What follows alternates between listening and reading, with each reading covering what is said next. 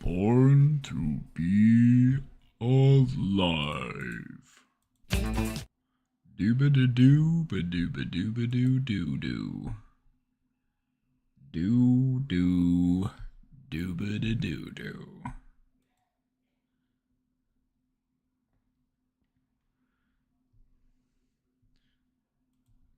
Where are my party people? Party people! Come on, party people. Put your hands in the air. Come on, party people. Wave them like you don't care. Come on, party people. Everybody say ho. Come on, party people. Everybody, here we go.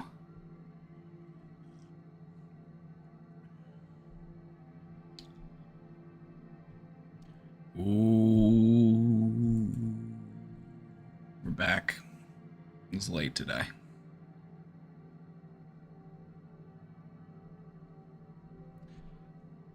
was late today. I had an errand. I had some errands to run. But I'm here now. Also, I was watching the start of the, there's a Olympic basketball game going on right now. United States versus Brazil. And I was watching a little bit of it, and last I checked, the United States was up by, like, a lot of points. So I'm feeling pretty good about our chances to make it. Feeling pretty good. Queen Eclipse, thank you for subscribing for 5 months. Thank you. Check this out. I got a new cup. Check it out. Every year for my birthday, Menards sends me a birthday gift. Well, they send me a coupon for a birthday gift. I have to go into the store to get it. But this year they sent me a coupon for a new cup. It's got tools on it.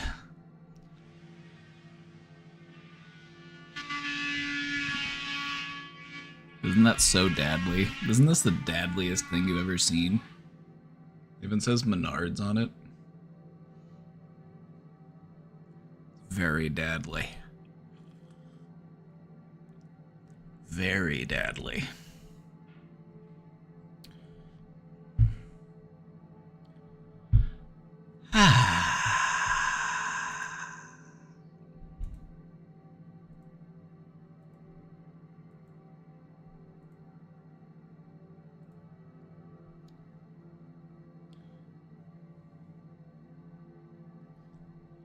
I just noticed we just had like 4 questions all come in at once. So we're gonna be getting to it soon. Normally I sit up here, I have to stall for a little while as questions start to trickle in, but now it's like, oh hey. I like it. I love answering questions. It makes me feel useful.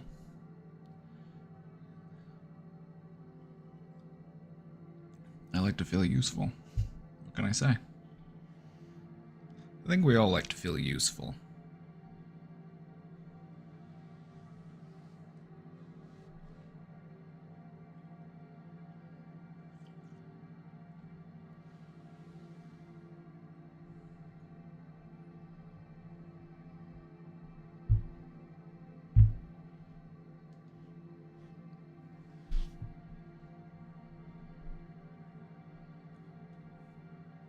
I don't feel useful ever.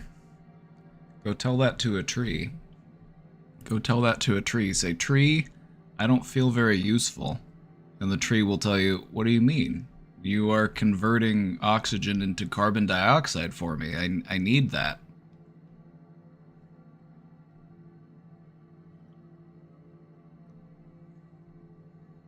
So the trees are grateful for you.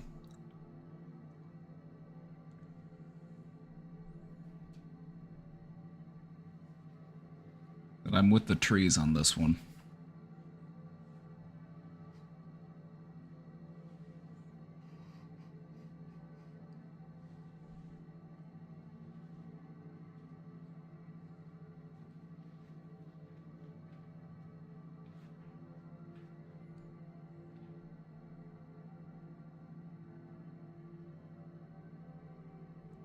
The thing about usefulness is that feeling useful and being useful are two entirely different things.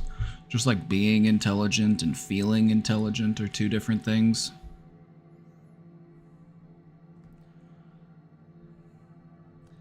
Something interesting about the human mind is that sometimes the way that we perceive ourselves doesn't really line up with the way in which we are perceived.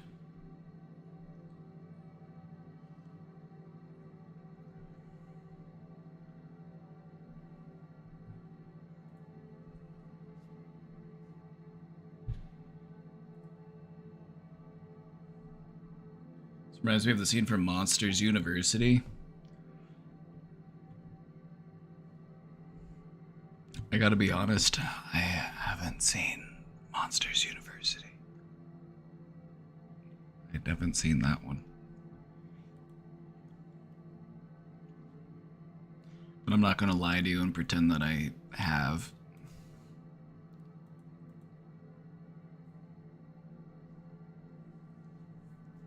I could have just been like, oh yeah, yeah, definitely.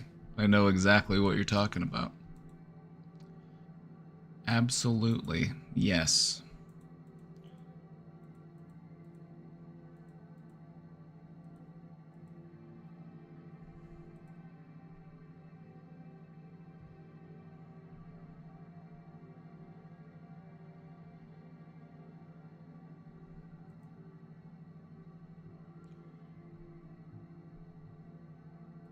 Why is it...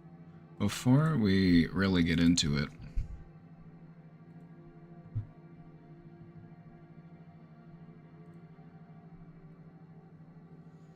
I saw this post. This is from a neuroscientist talking about why it's hard to change your mind.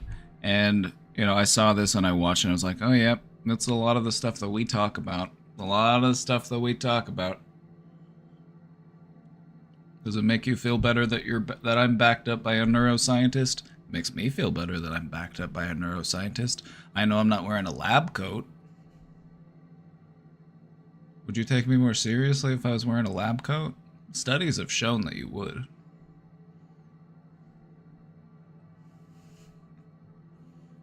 Studies have shown that you would take me more seriously if I was wearing a lab coat. Maybe not all of you.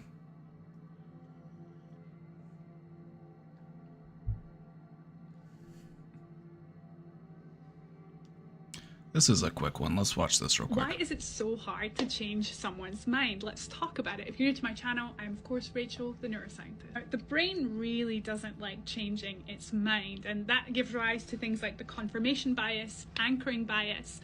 Confirmation bias means that we'll actually selectively filter out information that is incongruent with our existing beliefs. Even if we do process that information, we'll give it a lot less weight than we would with something that actually aligns with our existing ideas.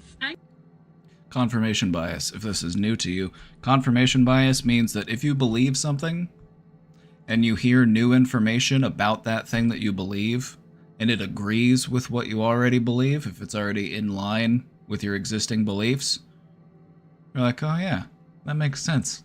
I can work with that. Perfect. Great. But what confirmation bias also does is that if you have a belief and you hear information that goes against it, like you've been told your whole life that, you know, drinking milk makes your bones strong or something. And then they find out, oh yeah, drinking milk doesn't really do much to make your bones strong. That can't be right. That can't be right. I've believed for too long that I had super bones because I drink milk every day. So I can't believe it. I can't believe it. It goes against what I already believe. Anchoring bias is where we hold on to the Sorry, I was distracted by this water stain at the... very first thing that we learn about something, and it's hard for us to let go of that, even when we're presented with evidence that suggests that it's not accurate. What a terrible design! Why are we like this? Well, neuroscientifically speaking, once you learn something, your brain has to restructure and rewire itself. We also instinctively perceive change, uncertainty, unpredictability as inherently dangerous. Sticking to what's familiar can obviously serve as an evolutionary advantage. The last and perhaps more psychological component of that is that our ideas tend to be tethered to our identity, and the brain really doesn't like threats to identity. Your sense of self involves so many different structures, memories, processes in the brain. To rewrite that would be very complicated, and in the daily struggle for survival, potentially fatal. See, she gets it.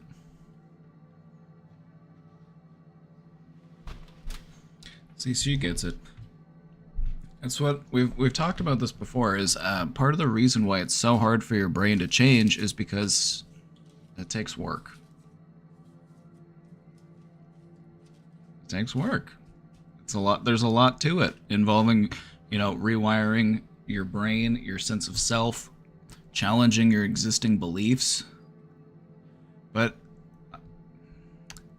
it cannot be understated how important it is to be open to changing your mind. What are some beliefs about yourself that are self-defeating?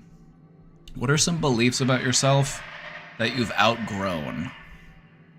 You know, maybe you had something happen to you early in life when you were a scared little child, and at times now as an adult you find yourself feeling like you never outgrew that scared little child. What sort of pegs are still holding you down, even though you've grown strong enough to yank them free?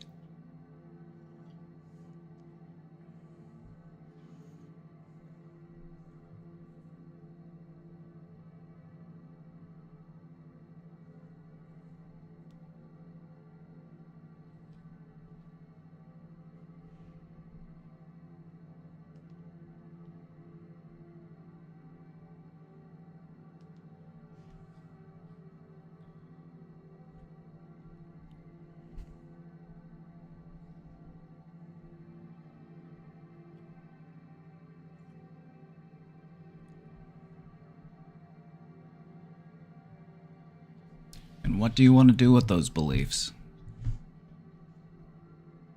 Are you open to changing them?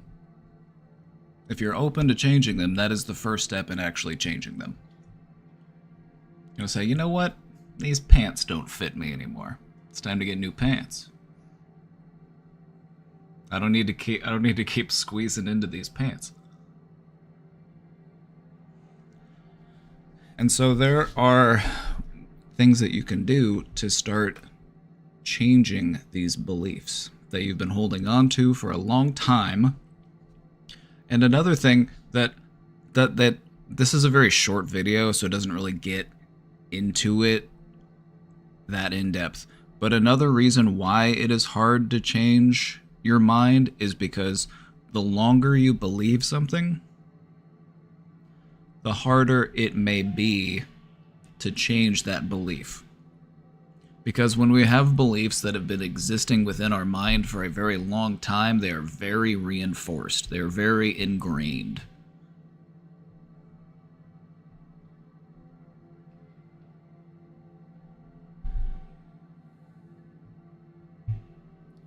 What I've found to be true, though, is once you start approaching these beliefs differently and you adopt a growth mindset,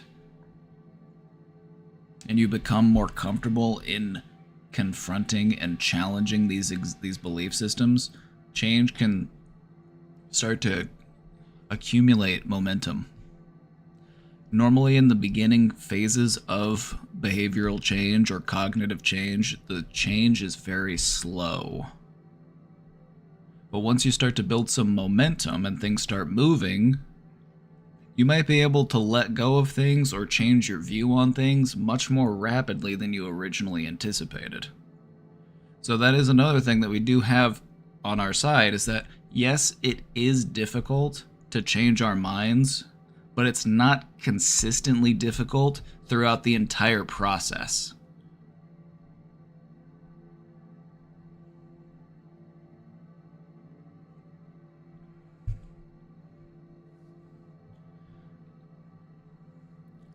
So one of the things that I would recommend you to do, if you find yourself with a belief that you feel like you've outgrown, or you're ready to start working on letting go of, is to really just ask yourself, why am I keeping this? Why am I holding on to it? One of the things that may prevent us from letting it go is we might be fearful of feeling a sense of guilt or shame, like, well, I've believed this for such a long time, and so I'm not sure what else to think. The alternatives seem impossible, the alternatives seem uncertain, and uncertainty is scary.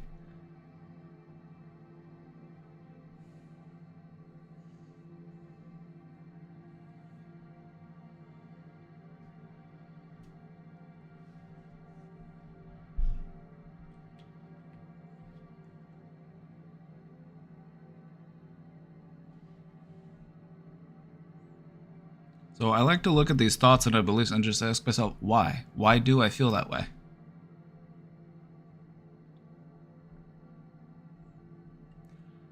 Like, I'm going to take an example from the chat. I'm going to take an example.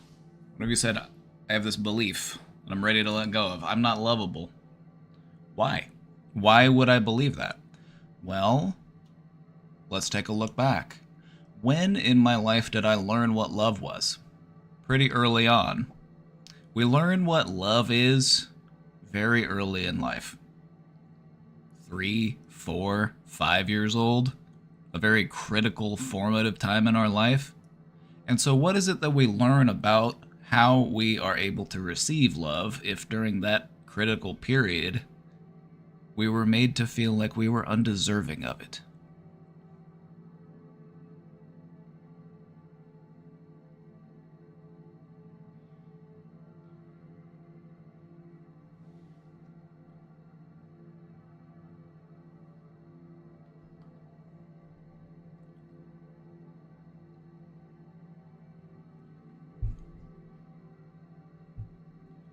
Love is something that we can open up to.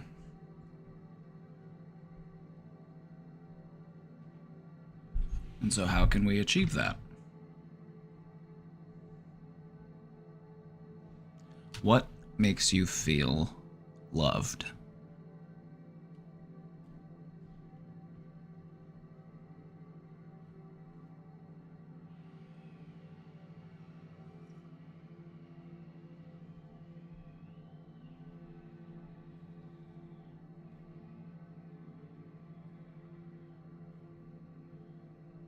My brain is so stuck, I'm afraid to change.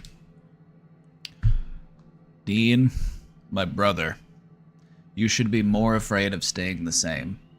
Because with change, a much more bountiful joy awaits you. To be free from the shackles that you've worn for so long that you've forgotten that you even had them on. It's not change that we should fear. It's staying the same. It's stagnation. Because believe it or not, we are always changing. We are either continuously reinforcing our existing beliefs, going deeper and deeper into our existing belief systems, which is change, technically. Or we can start working against those beliefs.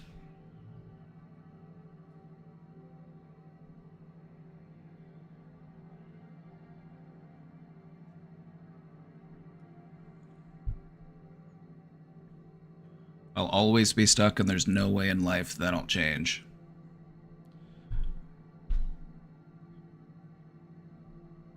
If you're gonna read the future, if you're gonna be a fortune teller, could you do me too? Can you read my future?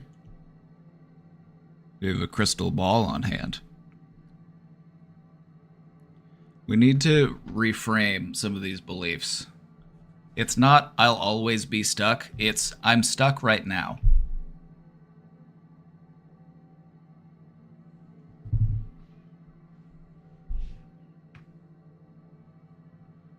Because if that is what you believe, if you believe that I will always be stuck and there is no way in life that I'll change, congratulations. You've written your own future. But if you want to change, you have to believe that change is possible. In what ways are you wanting to change? And what can we start doing to start making that change happen?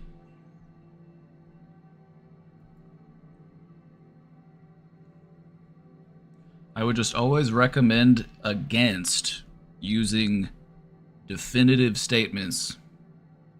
I will always be this way. I am never going to change.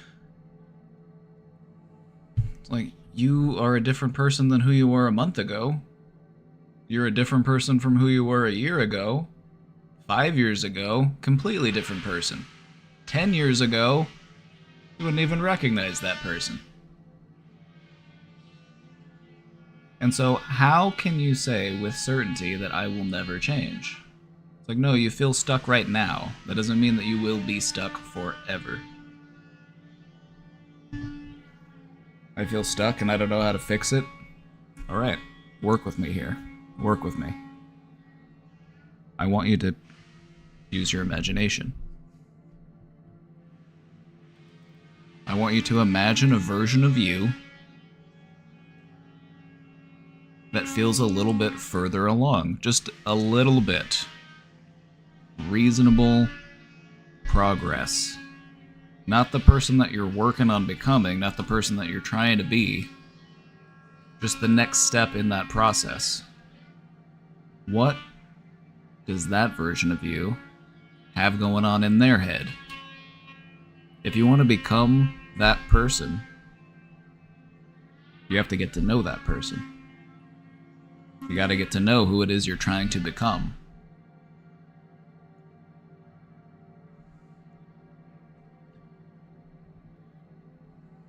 Not comparing myself to others. Okay. So let's envision a version of you from the near future. A version of you that cares less about what other people have going on. That cares a little bit less. Not entirely, because this is that's getting too far ahead. And that's not reasonable. That's skipping steps. A version of you that cares a little bit less about comparing yourself to other people. What does that version of you have going on in their head? What does it feel like to be that person?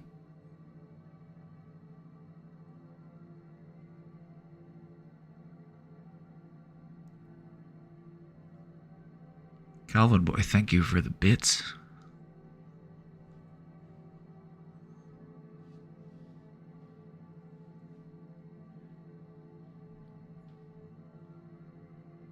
Visualization is going to be your most powerful tool when it comes to getting unstuck.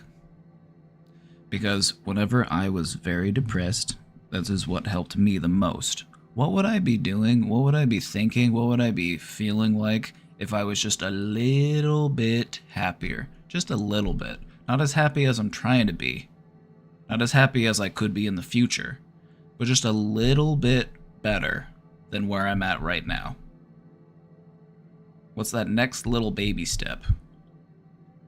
And then you do that, and then you do it again, and you do it again, and then you do it again, and next thing you know, you're not taking baby steps anymore, you're taking strides. Next thing you know, you're jogging. And you're like, wow, I don't even recognize the person who I was.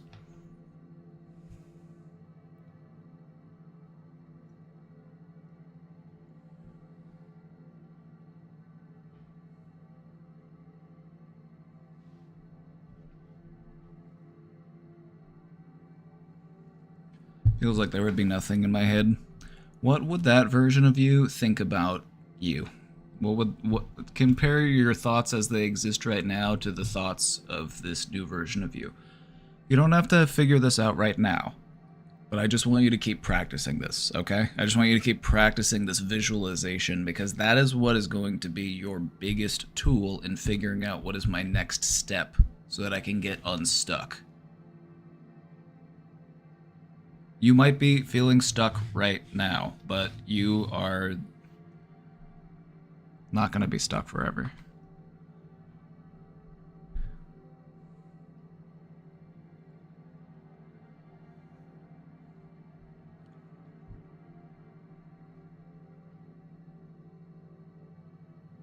Not feel like I have to look at what others are doing at the gym.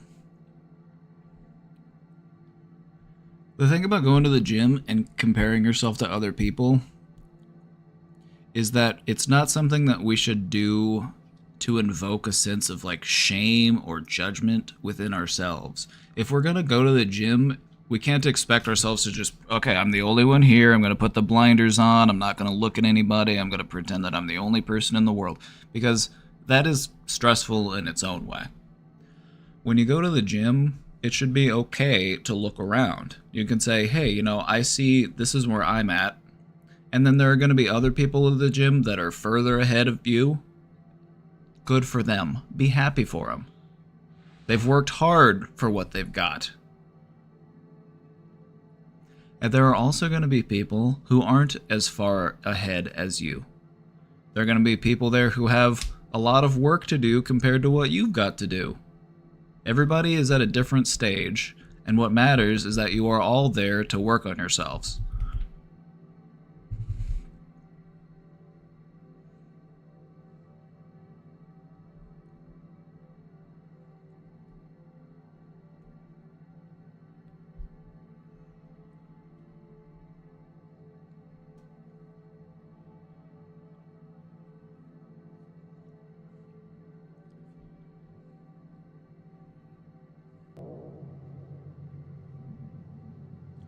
Anonymous, thank you for gifting that sub to D-Rack Bush 97.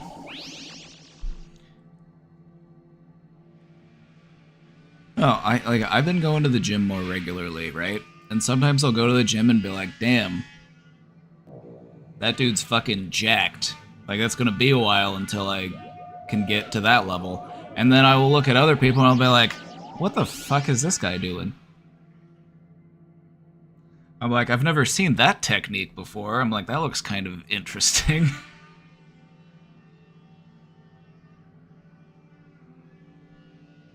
Anonymous, thank you for giving that sub to Gemini Dean. Gemini Dean, thanks for the bits.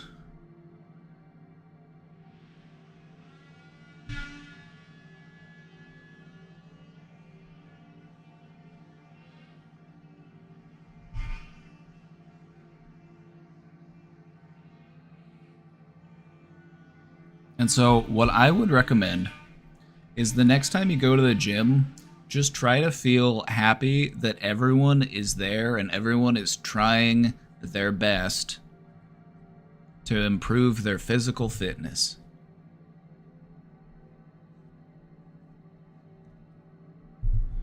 We're all at different stages, we're all operating at different levels, and that's okay. But we're all there for the same reason. We're working on ourselves.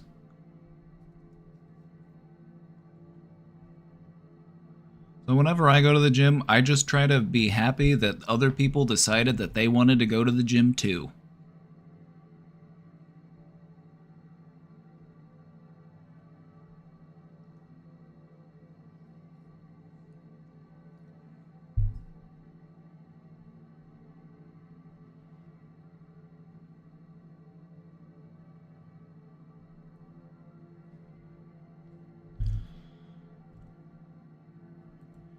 I think I should talk to my therapist more, but also that's money.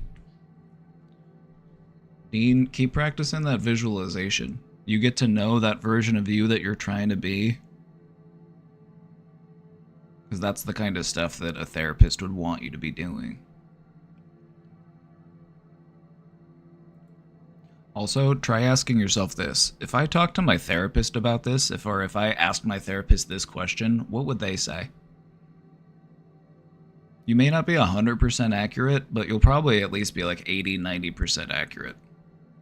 I'm not even kidding. I'm not even kidding. That's one of the things that I'll teach people to do when they're like graduating from therapy, is to ask the therapist that now lives inside their head, like, what would my therapist say if I asked him this? Well, they'd probably say something like this. Like, see? You already knew the answers. You just needed to feel like they were coming from someone else because you don't trust the answers when it felt like you came up with them. You needed to run them by a professional.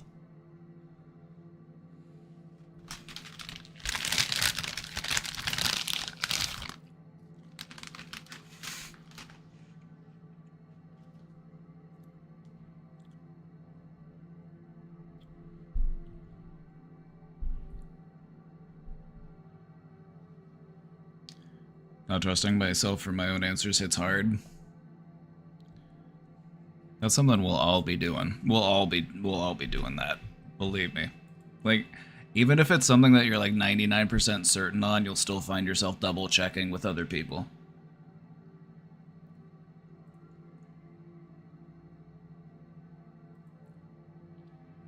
It is something that is innately human. But one of the things that happens when you spend a lot of time in therapy is you get used to running things past your therapist. You're like, hey, before I do this, I should ask my therapist what they think. I should double check with my therapist. They've become a person that you can trust as a sort of moral compass. But it's okay to become more, trustworthy of your own moral compass. I apologize for burdening this chat. You weren't. You gave me something to talk about. That's actually what I want. I actually want to talk to people about this kind of stuff, so you did a good thing. Also, no apologizing.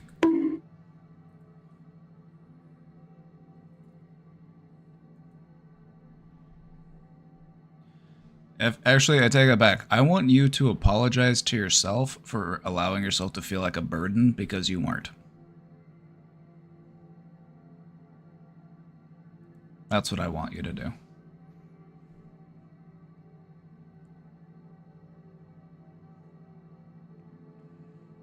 I apologize to myself for making myself feel like a burden.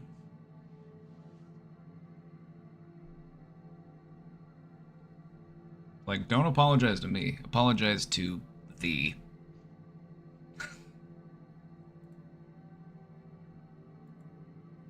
How do I get out of this?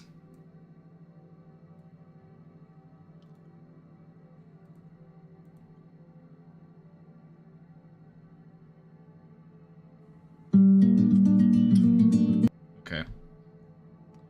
Let's read this. Okay.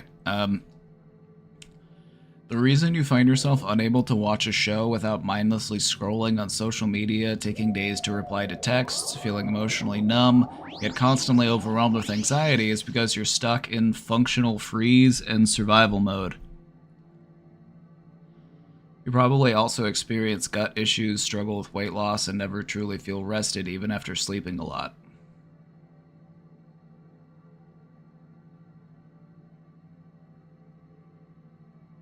If you can relate, please try the holistic practices in my free guide, Top 10 Tips for Gut and Hormone Health, link in my profile. Queen Eclipse, thank you for gifting that sub to Smokeahontas. Thank you. Thank you.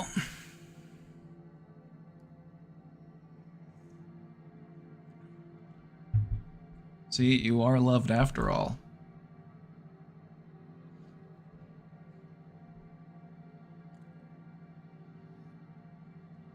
I have 99 new notifications in my inbox.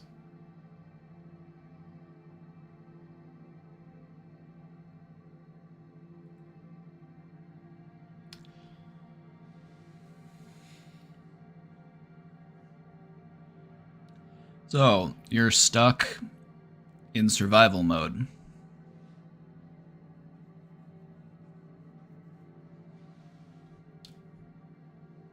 You're stuck in survival mode. Oh, Tirafan, welcome back. Welcome back, Tira fan. You're stuck in survival mode. Alright, one quick and easy way to help to redirect yourself if you're feeling stuck in survival mode, which is a trauma response. It's a response to trauma. They call it the physiological sigh.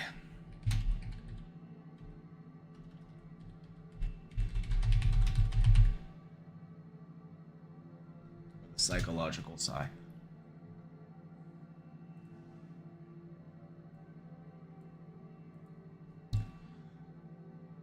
Stanford neuroscientist Dr. Andrew Huberman. This simple breathing exercise is like a kill switch for stress. You think I'm full of shit when I'm telling you to breathe?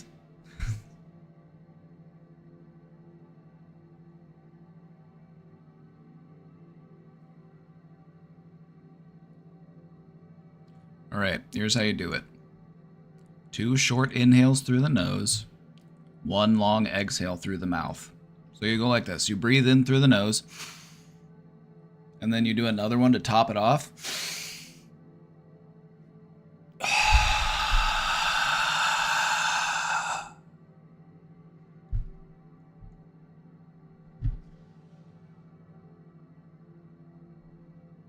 Remember how we talked about there's neurons in your heart? The neurons in your heart pay attention to the rate of blood flow, so they signal to the brain that blood is moving more slowly to the heart. The brain sends a signal back to speed the heart up. So if your inhales are longer than your exhales, you're speeding up your heart. The opposite happens when you breathe out. So if your exhales are longer than your inhales, you will slow your heart down.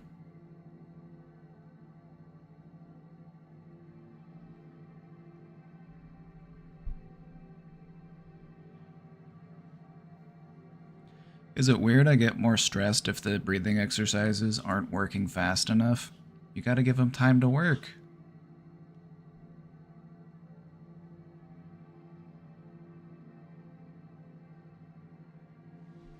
Also, that kind of thought is kind of silly, so it's okay to laugh at that one.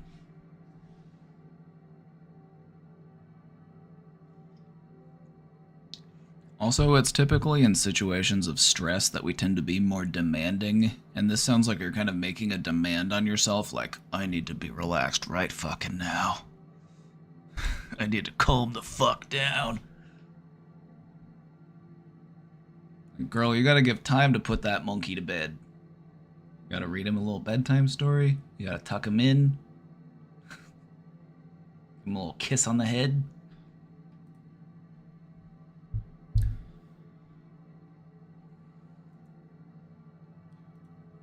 So how do you get out of this? How do you get out of this survival mode?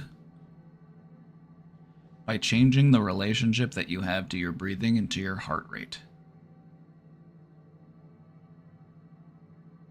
Because those are major physiological reasons that make you stay in that survival mode. Also, positive self-talk, positive affirmations. I'm safe right now. I am relaxed. I feel calm. Reminding yourself that you are safe and okay and you are peaceful and calm is really important to do if you're used to being in stressful or chaotic situations, especially if you've endured a lot of trauma in your life.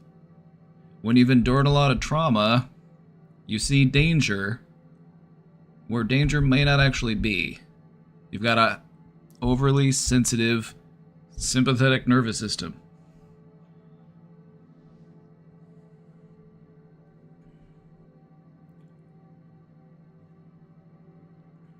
So practice your relaxing. Relaxation is a skill, and you get better at it when you practice it.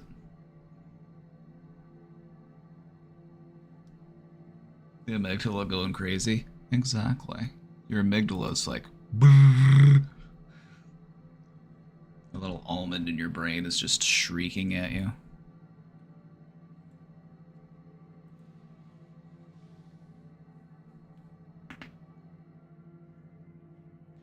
As I've gotten older, I have more issues about my weight. I started working out again after 3 months off. I've gained 15 pounds. I don't know what I will do if I can't lose weight again. I've had to increase antidepressant medication, but they say it doesn't contribute to weight, but I don't know.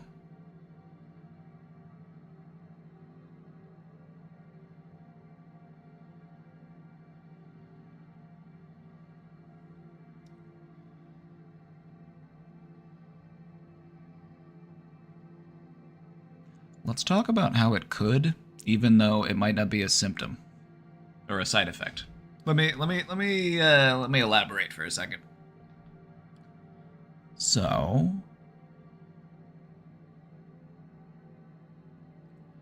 even though weight gain might not be one of the listed side effects of a antidepressant medication, doesn't mean that you might not be gaining weight as a result of being on that medication. Because sometimes when you're on an antidepressant, it can leave you feeling a little bit more emotionally numb. And so sometimes in order to supplement our mood, we might change our dietary habits.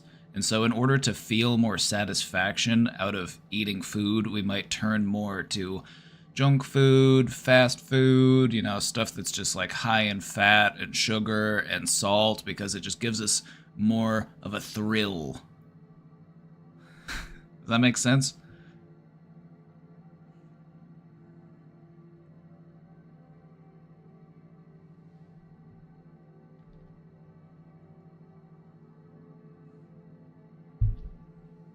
Just speaking from my experience in trying antidepressants, they just left me feeling kind of numb, and as a result, I ended up doing stuff to, like, feel something. And so it was like, it might not be the medication that's making you gain weight, but the medication is leading to behavioral changes that contribute to weight gain. Wait, so antidepressants make you emotionally numb? Yep. Less high highs and less low lows. What antidepressants do is they kind of squish your emotional range. So the things that made you happy and joyful don't make you as happy or as joyful as they used to, just like the things that made you sad don't make you as sad as they used to. You just kind of stop caring so much. That is how antidepressants work. Which is why I'm...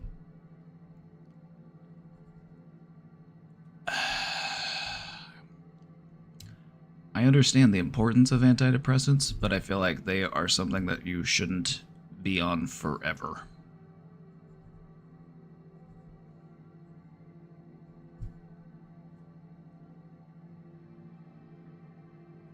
This doesn't sound very good in my opinion. It's kind of like training wheels on your bicycle. Like your bike, maybe you won't be able to go as fast or make as sharp of turns or, you know, take it off-road, but at least you're not falling over. But when you're ready, you can take the training wheels off, and then you can really see what that bike can do.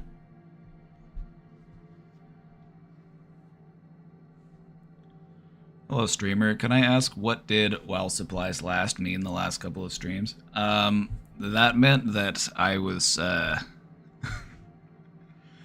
feeling tired, and so I was gonna... That was it. That's all it meant.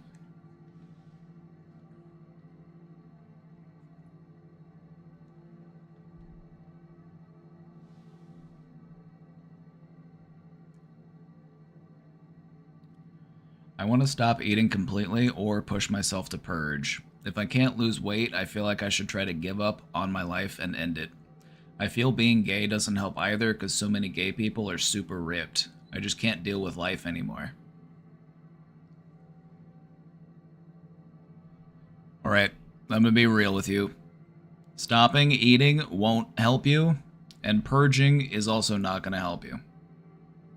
Those are just gonna give you an eating disorder, and that's just gonna complicate the issues that you're already dealing with. So I'm just being completely real with you in this moment.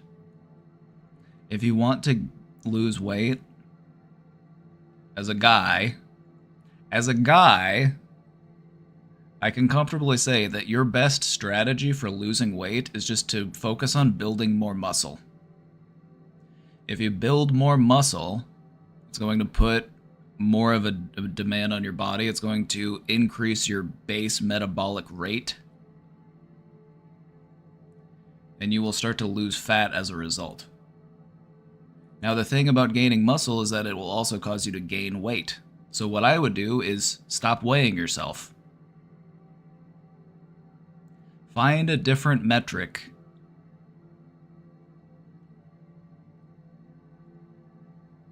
Maybe take measurements, maybe focus on getting to a certain clothing size, maybe focus on getting to a certain amount that you can lift, you know, setting personal bests, that sort of thing. But the scale will only deceive you. The scale is not your friend. Whoever invented the scale is cooking in hell right now, because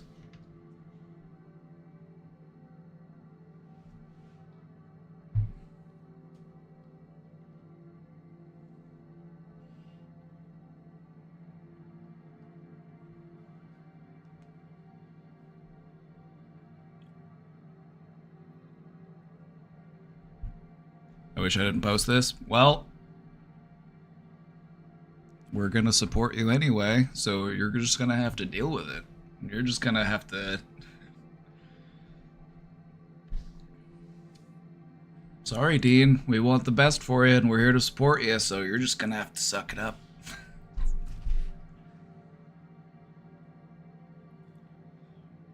So here's the thing. I weighed myself out of curiosity the other day, and today I am heavier than I have been at any point in my life. But I'm also in better shape than I have been at nearly any point in my life.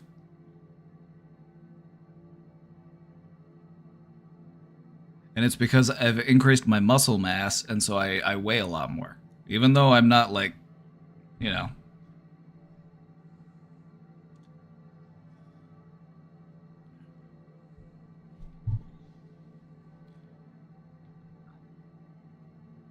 The scale is not your friend. You can lose up to 10 pounds just based on the amount of water that's in your body at any given point in time. You can lose a few pounds just by taking a big dump. And so the thing about the scale is that it causes you to hyperfixate on a number that doesn't really mean that much. And so I would go to the gym, and I would keep working out, and I would just focus on how do you feel in your body? Do I feel like I want to get stronger? Do I want to get more flexible? What is it I'm trying to work on?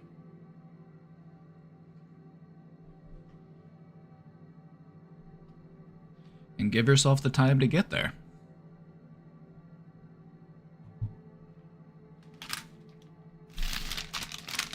Also, by the way, not everybody's into the super ripped look, just so you know. Like, people come in all shapes and sizes, and no matter what you look like, you're somebody's type.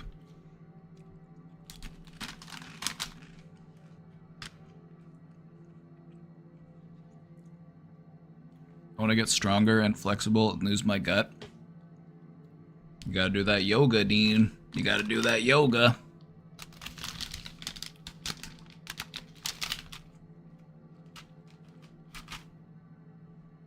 Plenty of people are into the dad bod. See? See? I'm embracing it. I'm embracing it at this point.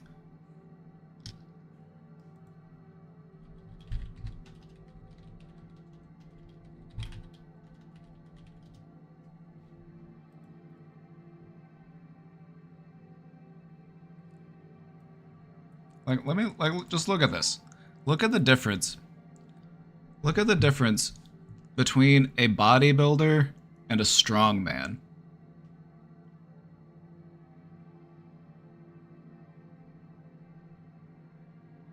Like, the people who get, like, super shredded, they aren't actually all that strong. They're mostly just dehydrated and, like, the actual strongest people,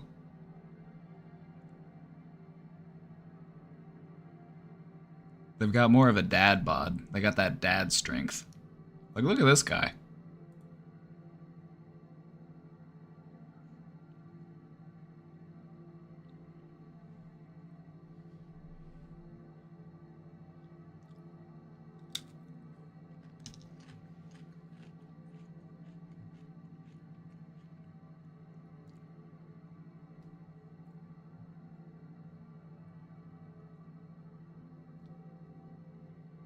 Well, yeah, we're looking like sumo wrestlers.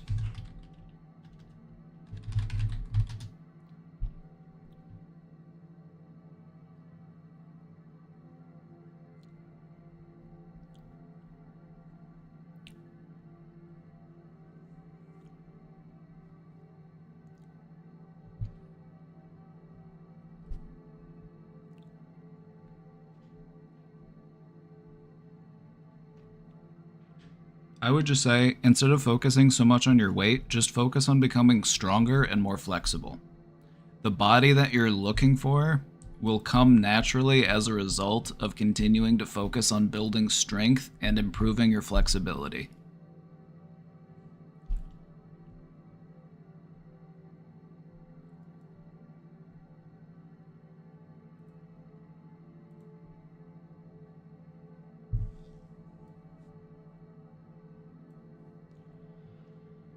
I haven't been in stream lately, and so much has happened I don't even know what to share. On a positive note, I've dwindled down my weed smoking habits a lot in the past few weeks. I'm so proud and continuing to keep up the good work. I made a LinkedIn post reflecting my college achievements and even got an exam study book to go on to the next step of my career and secure a certification in my field. On some crazier notes, Ashley Madison is still installed on his phone and there's girls on his Snapchat.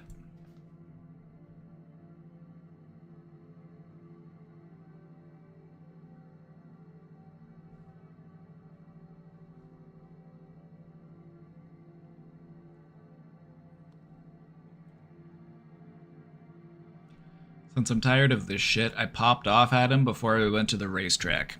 At the racetrack, something weird happened. My ex-boyfriend of 3 years' family kept popping up, and I suspect that they were following me, likely to confirm it was actually me. This might sound paranoid, but they spawned near me 6 times, and this track is pretty big.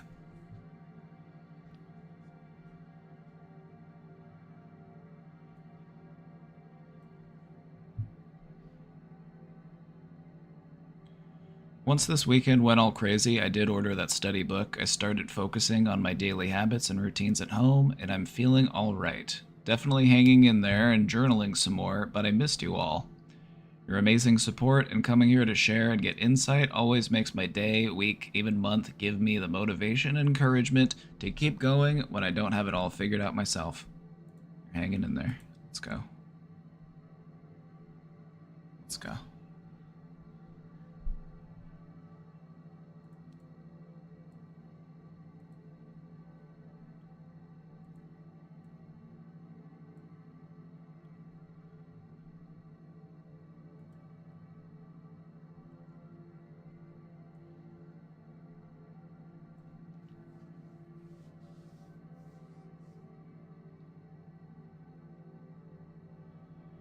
Thank you for the update. I'm glad to hear that you're making some moves and you're working on yourself and you seem to be doing well. So that's good. Thank you for the update.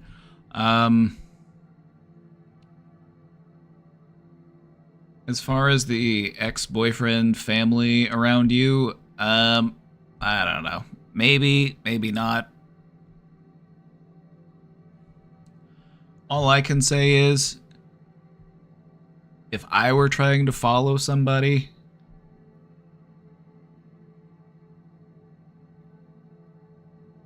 I wouldn't be doing it in a way that they could know that I was following them.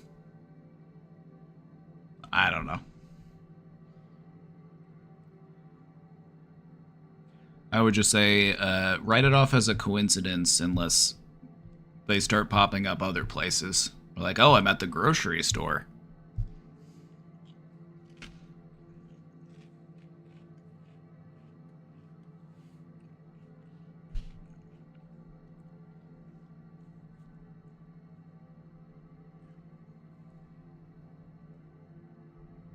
You wouldn't do it at all is the right answer. I'm not saying I would. I was just trying to explain it logically. I wouldn't follow anybody. Don't get me wrong. I wouldn't follow anybody.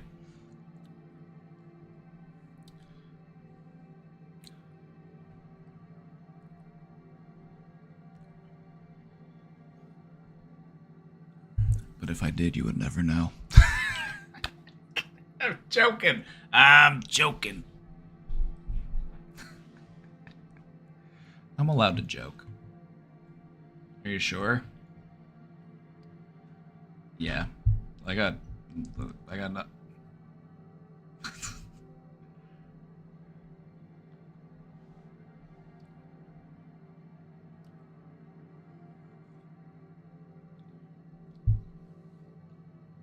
Paranoid? I could be streaming from anywhere. I could be in your other room right now.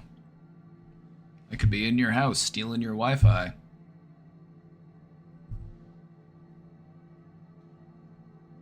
The thing about paranoia is that paranoia is just an outlet for our anxiety. And so when we find ourselves feeling paranoid, try to redirect that anxiety.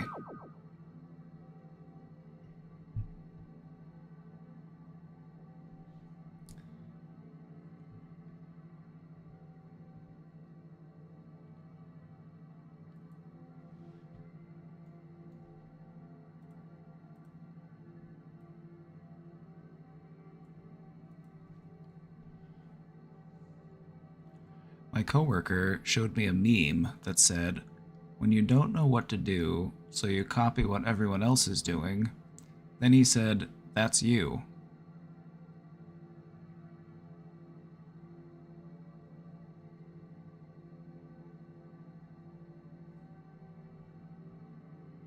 Does he miss the irony here? Does he miss the irony here that that is what he was doing? That he was doing that literal thing? Like, what do you think everybody who shared that meme did? They did the meme.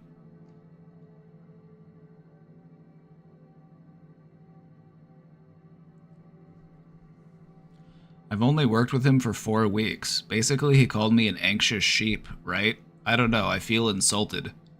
How do I become less sheep and more wolf? By not caring what he has to say about you. This guy doesn't know you. This guy doesn't know you. But he's trying to assert his dominance over you, which just speaks to his own insecurity, which is why he's sharing such a stupid fucking meme with you. Just he's not even aware of the ways in which he's projecting these feelings onto you. Does this guy drive a lifted truck? Does he have truck nuts? This guy's giving truck nuts energy. What does this guy drive? Does he drive a Dodge Ram?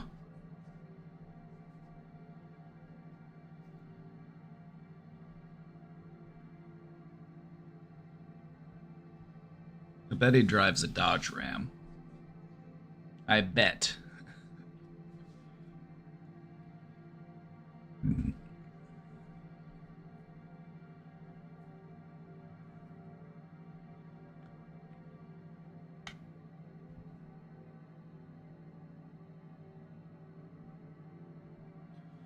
It's hard to do at work. I was in a similar situation myself. Like, you know, people who talk shit on you are douchebags, but how do you, like, work with it? Because sometimes you just have to. Well, what they're doing is childish, so what I would do is treat them like a child.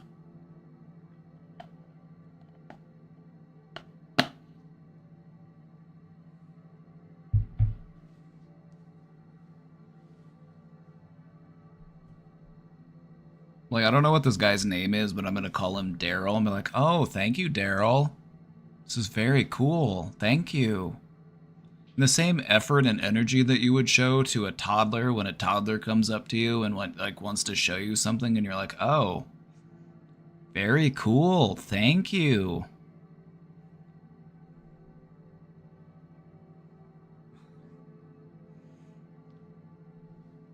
Toddler runs up with a handful of unidentifiable goo. You're like, oh, very cool.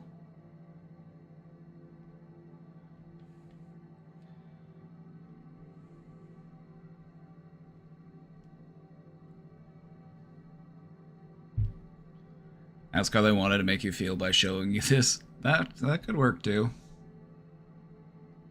That could work too. put it back onto them. Like, what are you trying to do here? Like, say it to me explicitly. That way I can go to HR and tell them exactly what you said to me. Hold on, let me get my phone. I want to record you saying it.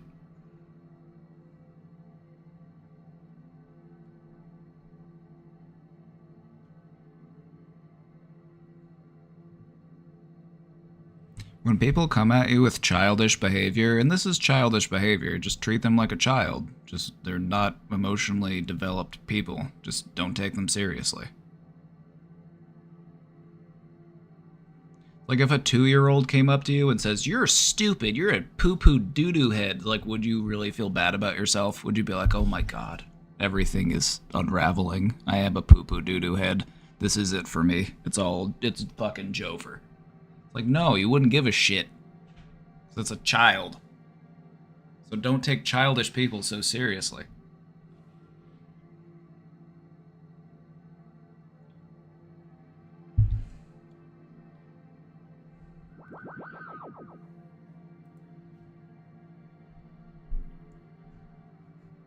Know you are? I know you are, but what am I?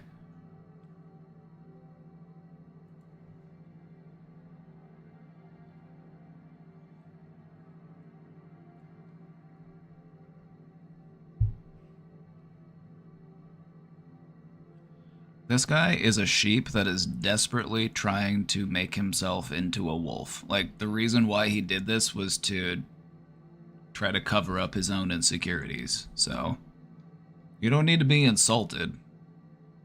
This guy's an idiot. Don't take criticism from anyone that you wouldn't go to for advice.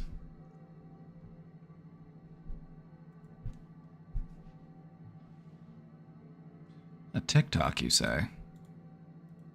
Very well. So be it.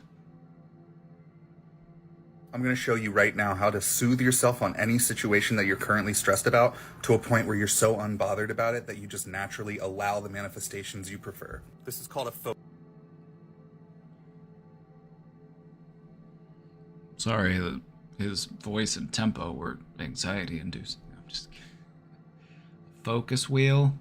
Focus wheel. You're going to draw a circle in the center of the page, and then you're basically going to draw lines that are on the outside that sort of create these little windows, right? Little This might be a butthole. little sloppy because I'm trying to hold my phone while I do this. So in the center of the circle, you're going to put a statement that you don't believe, but that you really wish was true. It's like your ideal situation. So let's use a hypothetical. Let's say that your situation is that you've been living with a roommate and you guys are not getting along anymore and you really want to move out, but you can't afford a new place and you have a good deal where you're living and you're really stressed about it. So in the center, Get on with it. a statement that you wish was true is like the perfect ideal statement, right?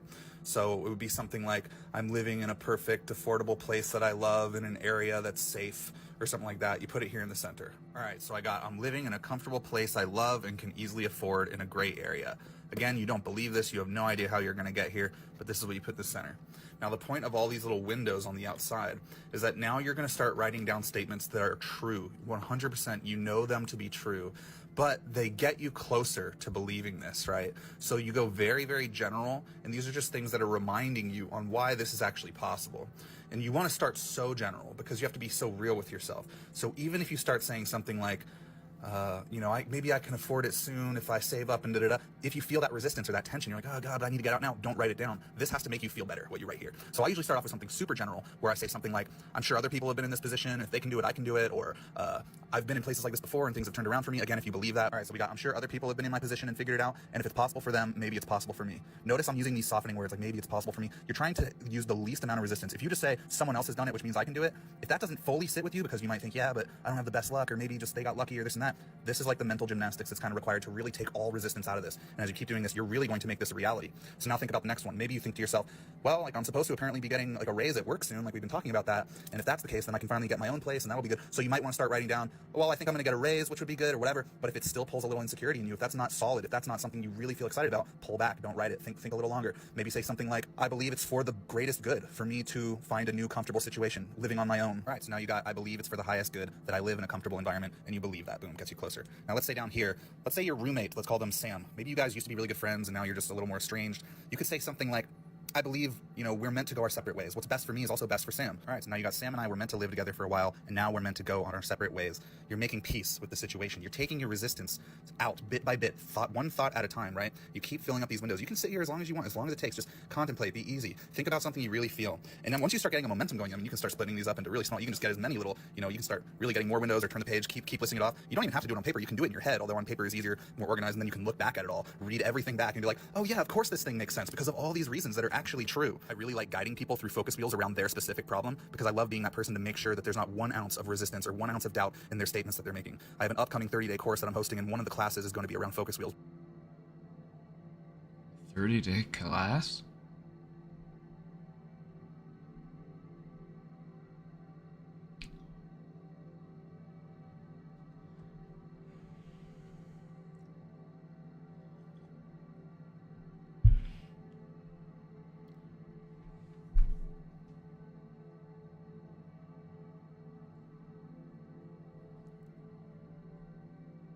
Wheels where we're going to be pulling people up, and I'm going to be guiding them through their specific problem that they want to work through so that you can see exactly how to really pull out any type of doubt or fear or resistance, and eventually you get to this place where you just know that this is natural and normal. And if you want more info about the upcoming course, you know where to find it. Go watch the video to give you all the details. Yeah, not a bad little exercise to become more aware of your thoughts and to put your thoughts in a better order. And there are any number of different exercises and techniques that you can do that. Drawing a butthole works too. See, I'm immature in that way, so I have a hard time taking things seriously when they look like a butthole.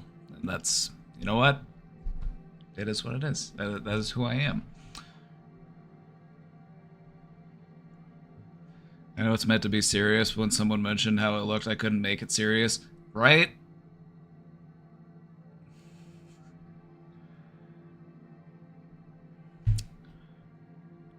What this speaks more to, rather than like the actual the wheel or whatever it is, the importance here is taking your thoughts, but actually finding what is true to you and putting your thoughts out onto paper. Just, putting some order to them.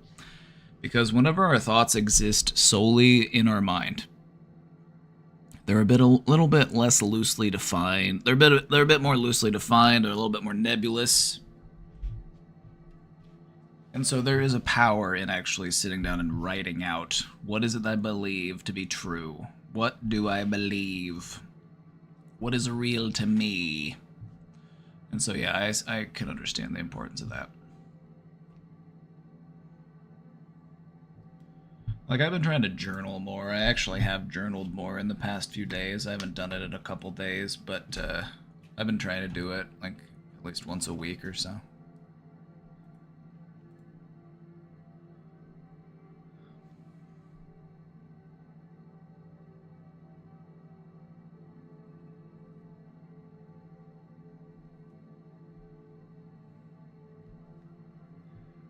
But yeah, there are a million different techniques and worksheets and different structures, but the general underlying idea is writing it out helps you figure out what it is that you actually believe. It helps you to just give it more of something to hold on to, something that actually, has more substance.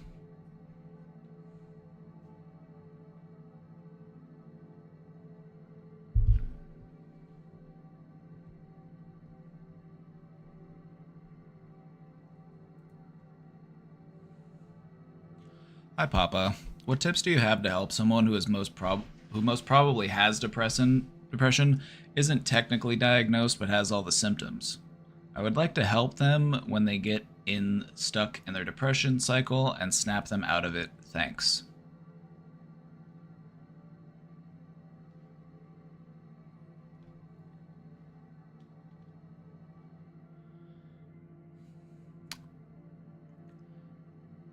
All right, let's talk about it. How do you help a friend who is depressed? This is a tricky one. This is a hard one because sometimes when we have people in our lives that are depressed, one of the things that depression will make us do is what? What is one of the things that depression makes you do that would make it hard to get help from people in your life that care about you?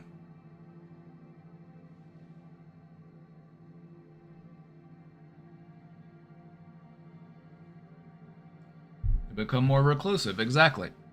And they push other people away. That is what depression can do to people. It can make you feel like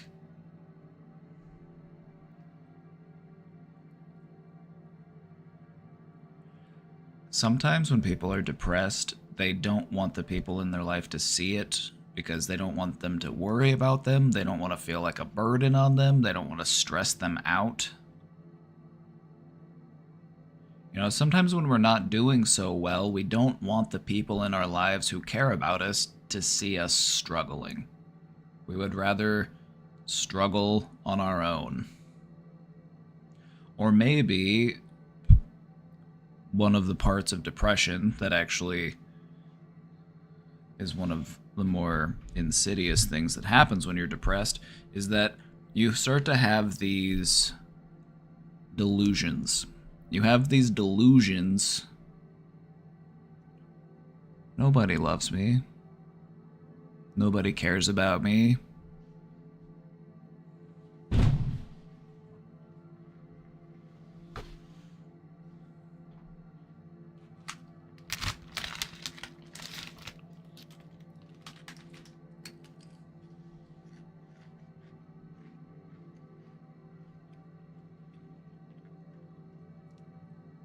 So,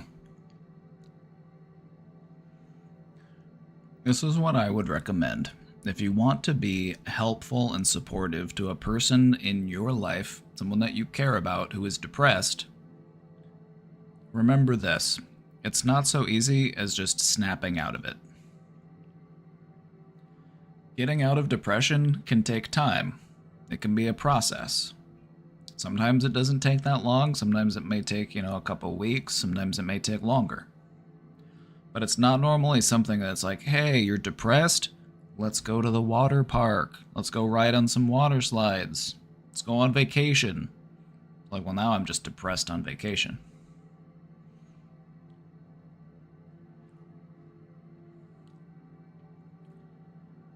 So, what is important to do when you have a friend who is depressed?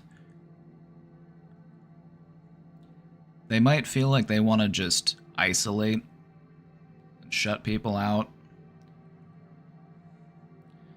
Try your best to stay in contact with them. Keep checking in with them. Let them know that you care about them. Keep inviting them to do stuff, even when they say no, or they, because that's another thing that people will do when they're depressed, is they will, say, oh, no, I can't do that, I can't. Until eventually people stop inviting them to do stuff, people stop engaging with them. It's just a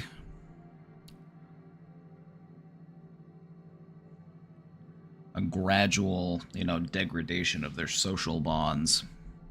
And so what you have to do, and this can be frustrating, is like you want to help them and you want to remain connected with them, but sometimes part of their symptoms is just going to make them feel like they need to isolate. So I would just say, just keep showing up and just be there. And ask them, is there anything I can do for you? Like, you probably have a good idea of some of the things that this friend likes, some of the things that this friend enjoys. So maybe just encourage them to spend time with you, encourage them to go out and do things, spend some time in nature, go for more walks.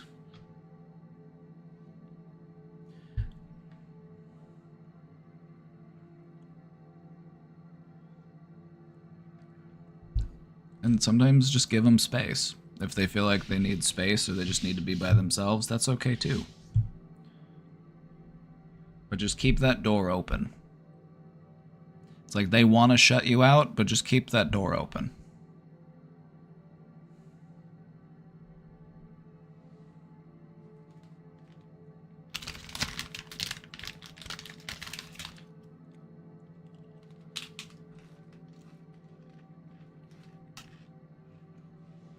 Do things that remind them that you care about them.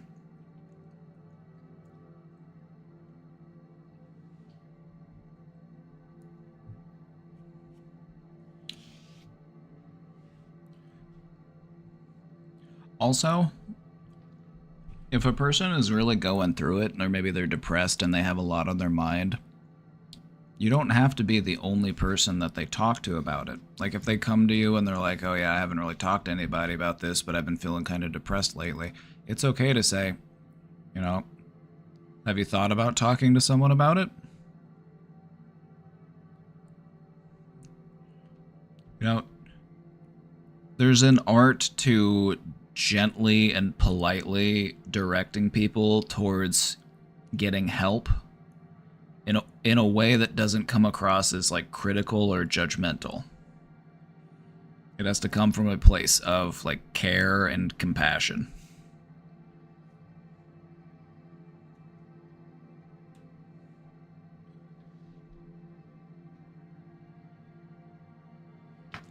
The thing about it is you can light the way, but you can't make them take steps. So don't feel like you have to force them. Don't feel like you have to make them do anything that they don't want to do. But me personally, what I found to be helpful when people were feeling depressed and they, you know, didn't want to do stuff, what I found to be more helpful was to say things like, it would make me really happy if you did this. It would make me really happy if you went out with me. It would make me really happy if you went on a walk with me, or if we went to the park, or we went to see a movie. They would make me really happy. Because when a person is depressed, they're not so easily convinced about their own happiness, but your happiness is still important to them. And so if you go and you're trying to spend time with a depressed person, you're like, come on, this will cheer you up. This will make you happy. It doesn't really work. And so you have to tell them, hey, you want to come over? Or can I come over? You want to go for a walk? You want to go get some coffee? It would make me really happy. That's a much easier sell. Because to them, your happiness is still real. But to them, their happiness doesn't feel real. And so it's easier to motivate them to do things if you can present it from a perspective of, it would make me really happy if you did that. Does that make sense? Just trust me on that. I've tried it, it works. I've tried it and it works. Telling somebody this will make you feel better doesn't really, because they don't believe it. When you're depressed, one of the things that makes depression persist is that you believe that you can't be happy ever again. And so the idea of them being happy is it just seems impossible. But they can recognize that you can be happy. And it's still important for them that you are happy. And so while you're doing something that the goal is to make both of you happier, you present it in such a way that's like, hey, it would really make me happy if we did this. It's an easier sell.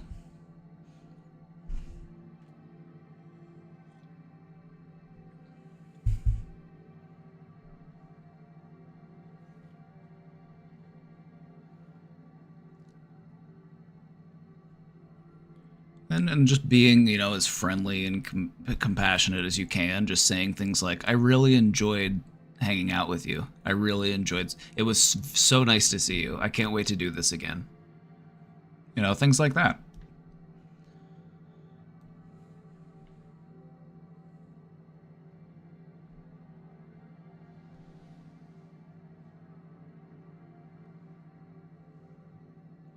Do you have any tips for family members? This person wants to get better but doesn't know how to talk about it with others.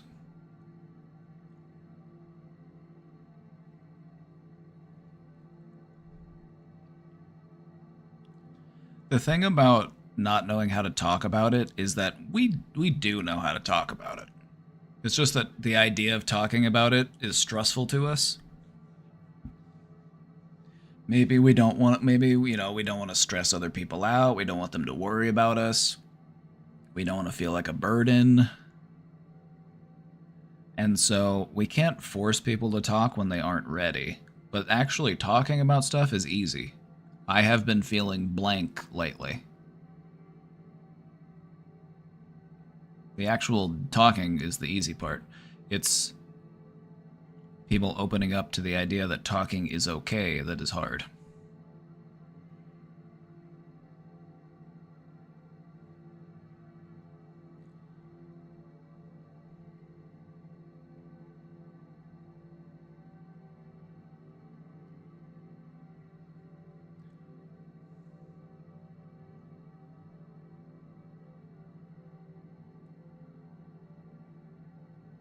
I would say that just reminding them that, you're there to support them, you're there, you want to see them doing well, you would like to see them happy, that you care about what they have to say, you care about how they feel. Sometimes it helps to just remind people of that.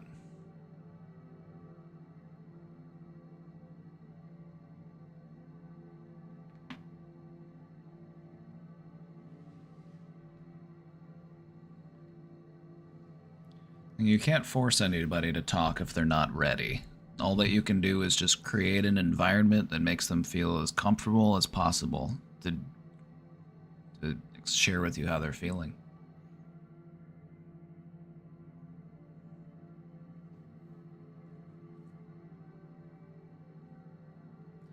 Another way that can be helpful in getting someone else to talk about how they feel is start the conversation off by telling them how you feel. Like, oh, I've been feeling kind of this way lately.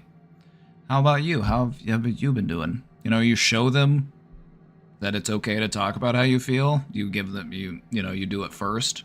You don't have to really get into it. You're just showing them that it's okay to talk about how you feel. But then you ask them how they're feeling, so you're encouraging them to talk.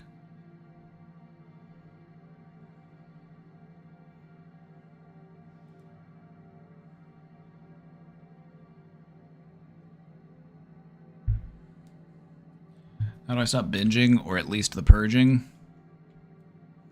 Alright. Eating disorders are very serious, and so I would say talk to someone who specializes in eating disorders, because eating disorders are very often nuanced and they're very ingrained in our behavioral patterns. And so there's a reason why people specialize in treating eating disorders. But in general, what you want to focus on is two different things. You want to focus on your relationship with food and then the behaviors involved that are surrounding food. So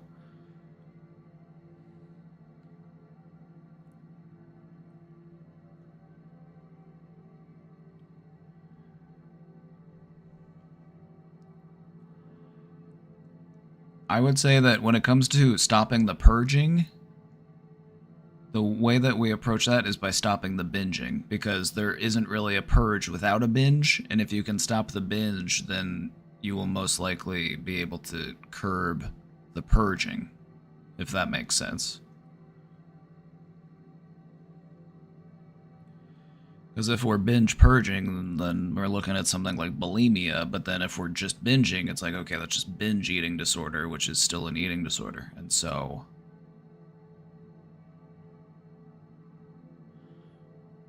what we'll want to do is it's really important to identify those moments when we feel like I want to binge, because those are the moments when you're really going to have an opportunity to change your behavior and to do something different. And so I would come up with some ideas, I would come up with some healthy alternatives, things that you could do instead whenever you feel like engaging in a binging behavior, and then practice engaging in those behaviors instead.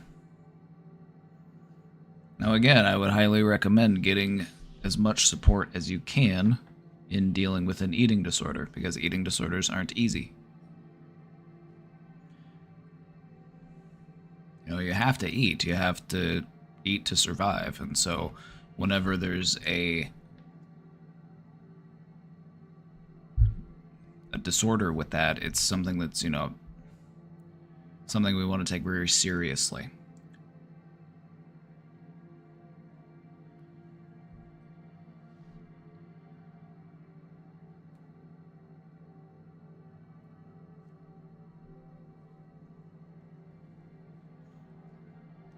I would say, practicing mindful eating can also be helpful in curbing binging behaviors.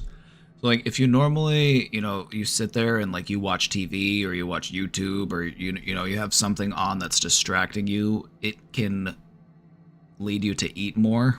And so, if you have a hard time with like overeating or binging, one of the things that can help with that is free yourself of all distractions. It's like while you're eating, just focus on eating. I take a bite. How do I feel? How full am I? And then practice stopping when you start feeling about 80% full. Mindfulness is going to be your biggest ally in this, just paying closer attention to your behaviors as you feel the urge to engage in those behaviors, so that you can start identifying and practicing healthier behaviors.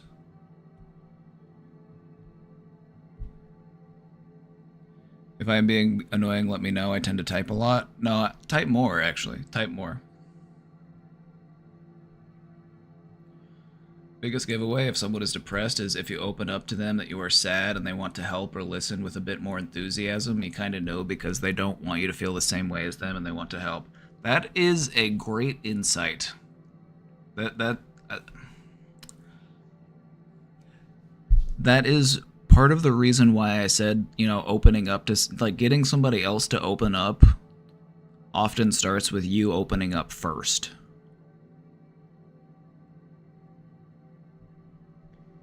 You're kind of showing them like, hey, it's okay. Come on in, the water's fine. It's okay, we can talk, we can share. You're in a safe place to do so.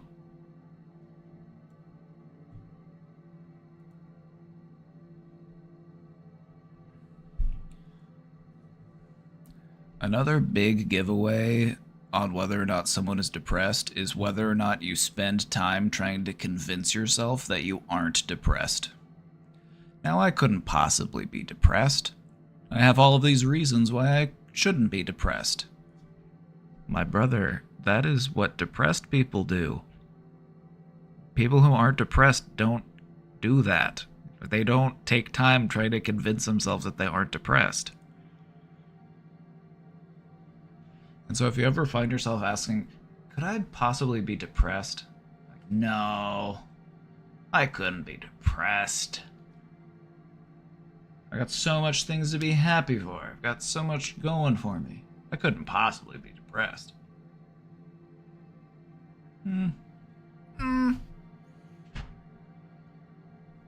People who aren't depressed don't really take time out of their day to convince themselves that they aren't depressed.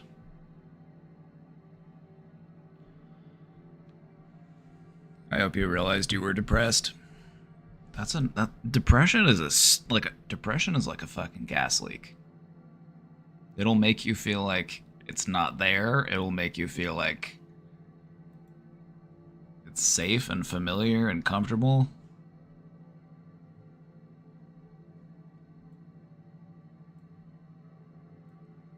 What could be the reasons for having predominantly negative dreams?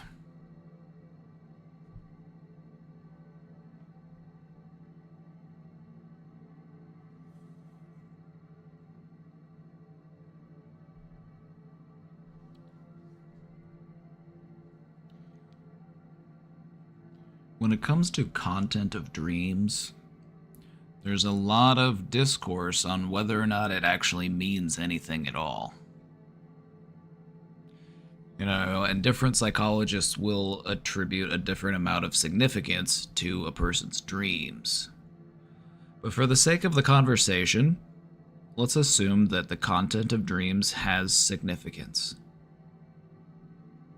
Because if you're predominantly having negative dreams, what could that mean? What could a reason for that be? I have my theories and my speculation, because this is what it's going to be. It's just going to be theories and speculation. But what could the reasons be? Chat, what do you think? I have my answers, but I want to hear what you think. What are some reasons that a person could have predominantly negative dreams? I can think of a couple.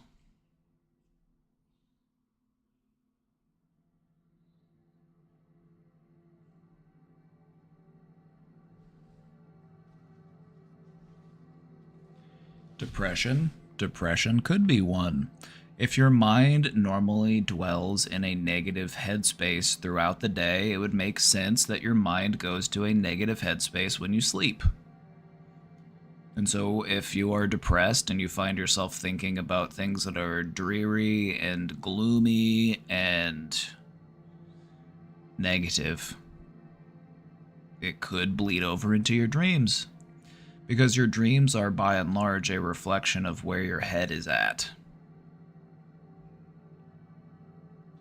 Everyday anxieties and worries manifesting themselves, this is also a possible answer. In reality, the actual answer is probably going to be a little bit of everything. A little bit of everything that we come up with, it all probably contributes in some way. If you have a lot of anxiety throughout your day, and you build up a lot of that stress hormone, cortisol, your brain is used to operating in a place of high stress, it would make sense that your dreams would approach it the same way. Whenever my sleep schedule gets really messed up, I have bad dreams. That could also be a reason for it. A change in your sleep routine can change the chemical balance in your brain. And so a chemical imbalance could result in negative dreams.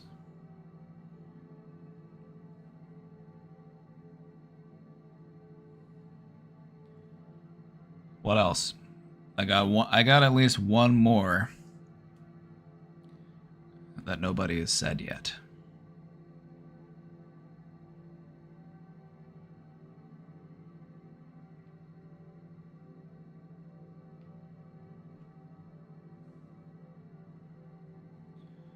I was in a severe bad state of mind, wanting to end it all and not wanting anything, but in bad days I kind of had no dreams at all.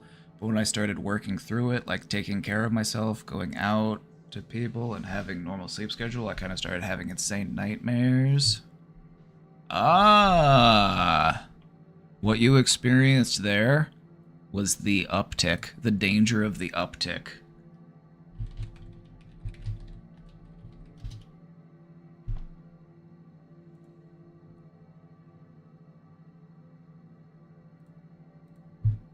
I'm gonna pull this out again. I'm doing my public service by reiterating this. The most dangerous place to be. The most dangerous place to be for a person is not at the very bottom. The most dangerous place to be is not down here at the very bottom. The most dangerous place to be is right here. On the uptick.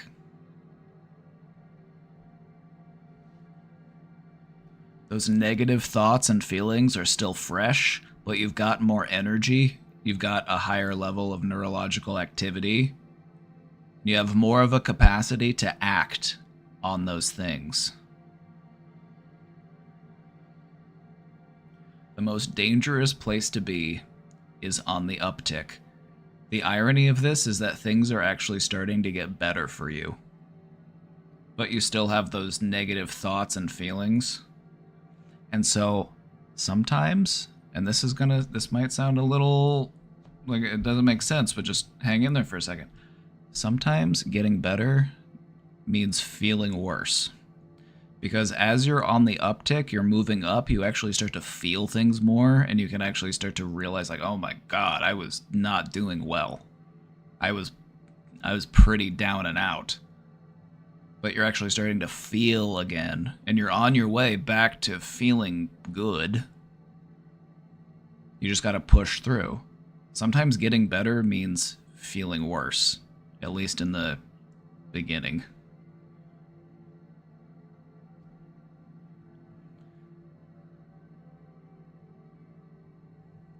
So if you're trying to feel better about yourself and you start to, you know, push back against those negative thoughts, it's like sometimes getting better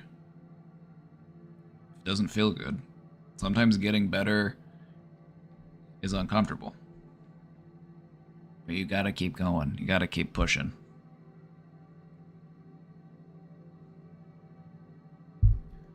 This stage here, this uptick, this is when most people actually harm themselves. Is because they're still fresh out of that like really low that they had. And they have those suicidal thoughts and feelings, but now they have a higher level of energy to actually act on those thoughts and feelings. So if you are here, just please, just keep going. Just keep pushing. You're getting there. You're so close. But yeah. That's not normally something that people would realize. People would normally say that the most dangerous place to be is when you are at the lowest of the low. But that's not actually true. When you're at your lowest point, like, you don't even have the energy to do anything about it. Like, you hardly have the energy to get up and go to the bathroom, let alone get up and, you know, go do anything spontaneous.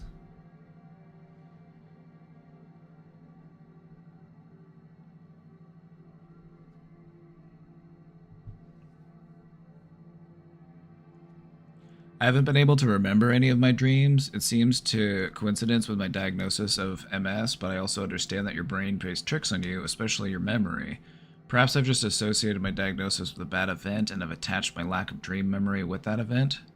Do you still have dreams? Or do you not have dreams? Do you have dreams but you forget them? Because that's something that, like, dream recall is something that you actually have to practice. Like, one of the things that they'll have people do is they'll be like, oh yeah, you need to keep a journal next to your bed, and then right as soon as you wake up, you can write down your dream. Do you smoke weed? Like, weed and other things can actually change your dreaming.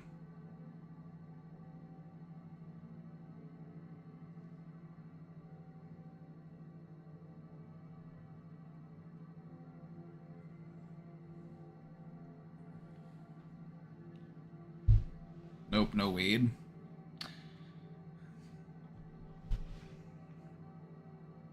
That's too bad.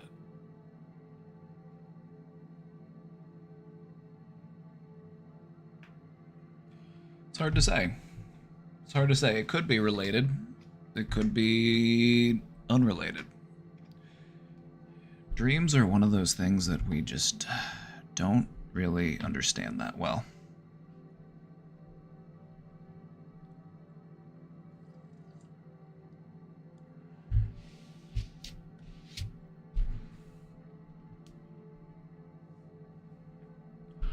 One of the things, and this will be for you, and this will also be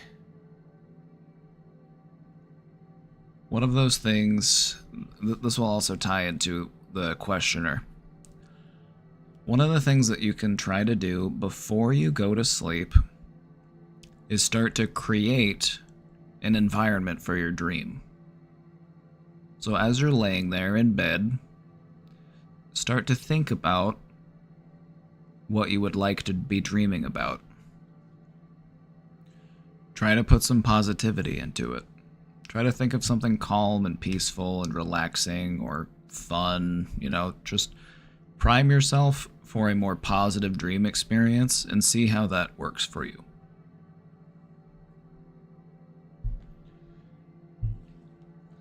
Was that graph in a presentation? I don't know. Maybe. Maybe. I don't know. I've shown it before. I've shown it a few times. It might be where you recognize it from. Another reason for having predominantly negative dreams. This is one that nobody brought up. I was going to see if anybody brought it up, but it could be related to underlying traumas. Maybe you have traumatic experiences that you are avoidant of during the day, and they're finding their way to the surface when you sleep. That could also be a reason. I'm not trying to say that that's your reason, that's just a reason.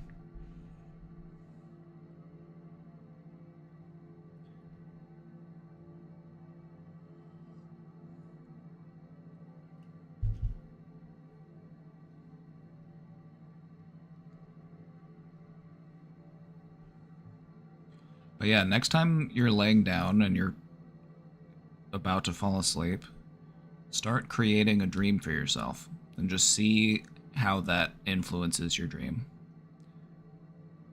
Just try to set the mood, try to set the tempo. Prime yourself for having a good dream and see if that changes the way that you dream.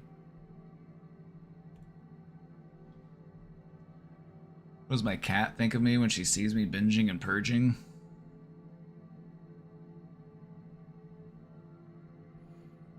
Probably confused. Probably confused. Probably a little bit concerned too.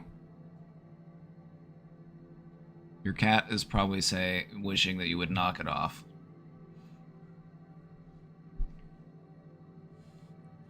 I don't know if lucid dream is truly a thing. We have lucid dreamers here, actually. We have some lucid dreamers in the chat.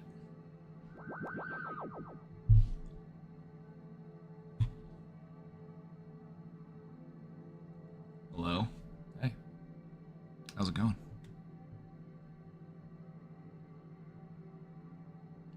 So yeah, what does your cat think of you when she sees you binging and purging? The same thing I think. Knock it off. Cut it out. That's what your cat thinks. How does weed affect my brain? Oh, now we're talking. Now we're talking. Now, I could bore you with chemistry. I could say that, well, your brain has cannabinoid receptors, and your brain will, process the THC through different receptor sites in your neurons, and this will create an uptick in certain types of neurotransmitters, such as serotonin, but that's boring. So what I'm going to do is I'm going to tell you how weed affects your brain from a realistic like how does it actually feel?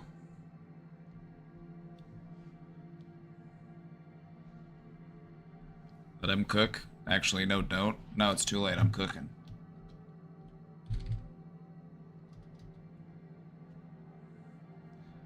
It's too late. I'm cooking. This is how weed affects your brain. One of the things that weed does is it makes you... It kind of puts you into a state that is similar to a state that you would feel if you were in a meditative, relaxed state. One of the things that weed does is it affects your short-term memory. Whenever you smoke weed or you take an edible or whatever it may be, it inhibits your brain's ability to store new information. And so one of the things that happens when you smoke weed is you find your thoughts just feeling more free. They kind of wander and they meander. And one of the things that can stress people out whenever they smoke weed is if you try to remember what it was that you were just thinking, like, wait a second, what was I just thinking? I forgot. And you try to make yourself remember and then you can't. And that can stress people out. Weed kind of loosens your thinking a bit. It makes you process things a little bit slower. It slows your reaction time. But generally, it's meant to be relaxing. So just go with the flow of it. Weed is psychoactive in the same ways that there are other psychoactive substances. LSD, psilocybin, DMT.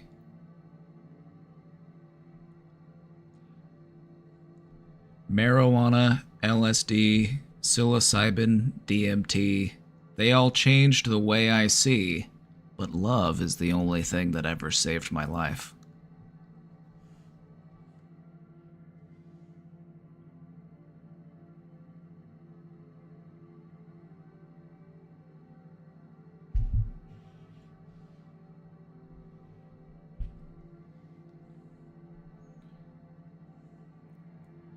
Why do you get the munchies? Good question.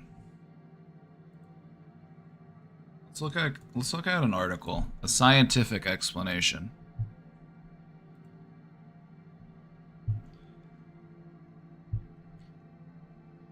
This is from the Smithsonian.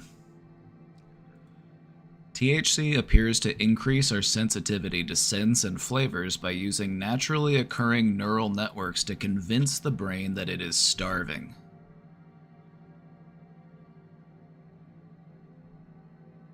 This is one of the reasons why weed is used medicinally for people who are going through chemo or other conditions that make it hard to build an appetite, is that it can help you build an appetite. And it basically just tricks your brain into thinking that you're hungry. Kind of cool.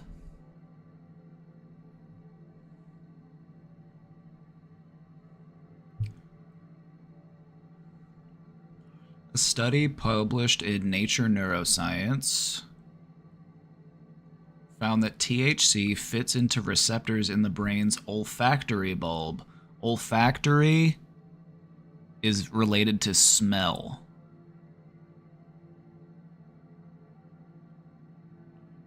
And your brain has an olfactory bulb. It's the part of your brain that produces, or that reacts to sensory information from your nose.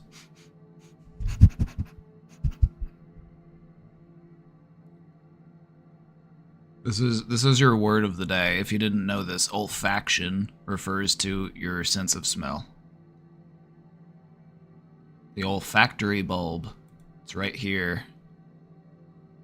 And it's got nerves that go down into your sinuses. That makes sense, doesn't it? Doesn't that make sense? Somebody asked where I'm from. I am from the United States. I'm from Missouri.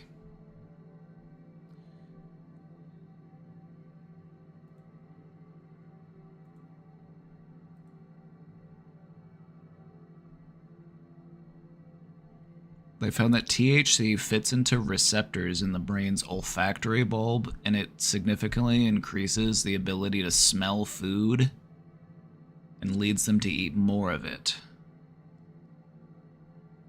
A big part of the reason why you might eat more food after using marijuana is because you can smell and taste it more acutely. Basically, it's more satisfying. It's more enjoyable. And so it makes you want to eat more of it. It's like, oh yeah, this is good.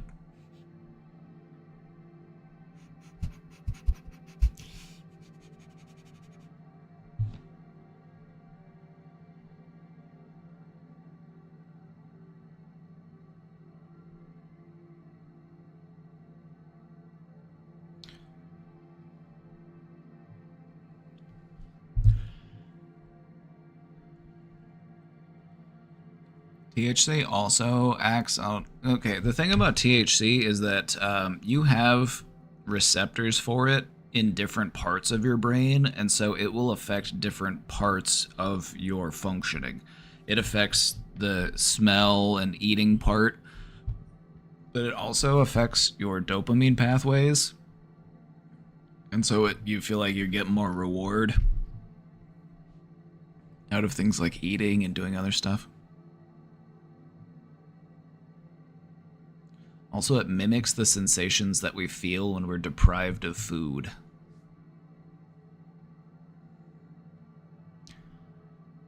In order to find this out, the researchers forced mice to fast for 24 hours and found that it drove up levels of the natural cannabinoids in their olfactory lobe. The thing about cannabinoids is that there are some that are produced naturally. Interesting.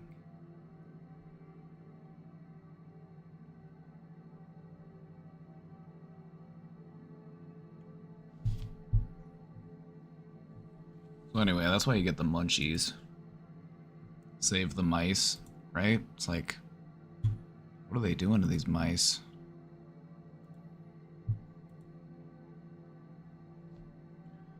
So how does weed affect the brain? Weed affects the brain in many different ways. Because your brain has cannabinoid receptors in it, and then it can affect different areas of your functioning. Like it slows down your reaction time, it changes, your reception to things like smell and taste. It can, cause your mind to wander. It can make it more difficult to pay attention and to focus. And it can also make you feel more relaxed. And so my recommendation is just go with it. Just roll with it. Don't try to make yourself not high whenever you are high. That's just going to stress you out and make you have a bad time. Just ride it out. Just enjoy it. Just go with the flow.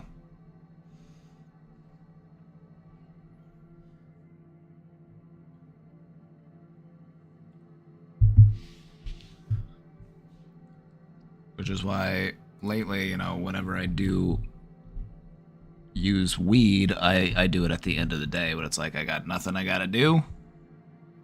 I can just sit on my couch and play video games and I don't have to worry about anything else.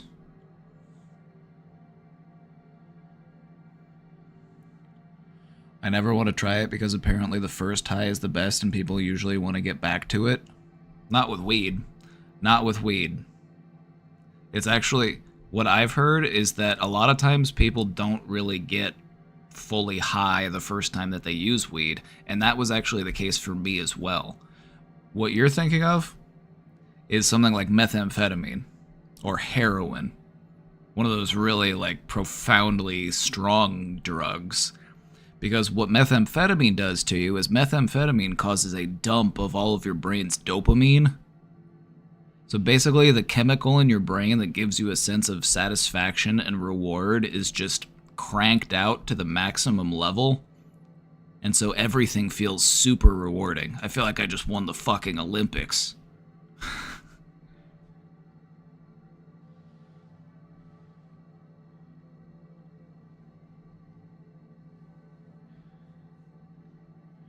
But yeah, there are other people here that can speak to that same experience. They didn't actually get high that first time that they tried weed.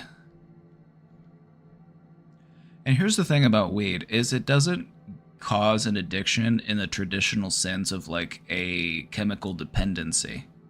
Something like opioids or alcohol or benzos, these can have dangerous withdrawals. You need medically supervised detox to make sure that you don't have seizures or something. But something like marijuana is it addictive? Not in the same sense as some of these other drugs. You can't develop a chemical dependency on them, but they can develop a behavioral dependency. You can get addicted to anything. You can get addicted to going to the gym. You can get addicted to working out. You can get addicted to pizza. You can get addicted to scrolling on your phone on the toilet.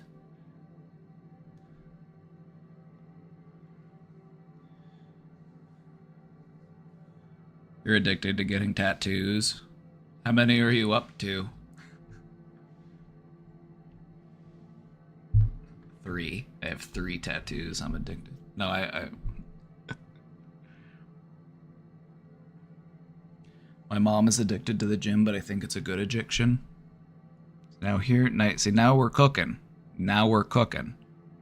Your brain is wired for addiction. Because addiction ties into the reward circuits of your brain. The parts of your brain that say, hey, that was good for me. I should do it again. It's what helps us to increase or decrease a behavior. And so we're all primed for addiction. So I would just say try to get addicted to something good for you. Get addicted to self-improvement. Get addicted to personal growth, self-discovery.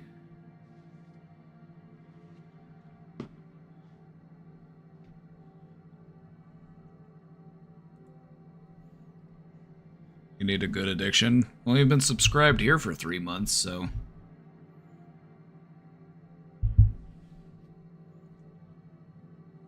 We got some real brainiacs in here. What if I get addicted to something I can't get access to easily, like hugs? What then?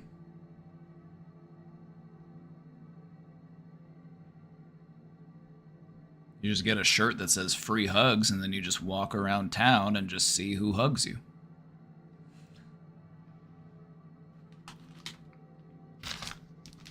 Also, the fact that you said that you can't get hugs easily made me sad. I feel like I want to give you a hug now.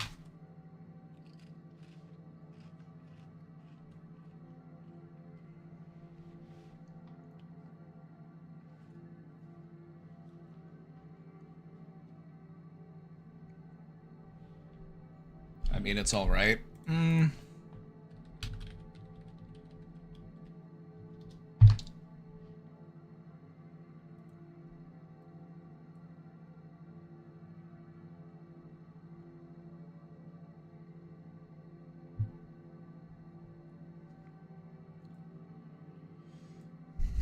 There are physical benefits for hugging.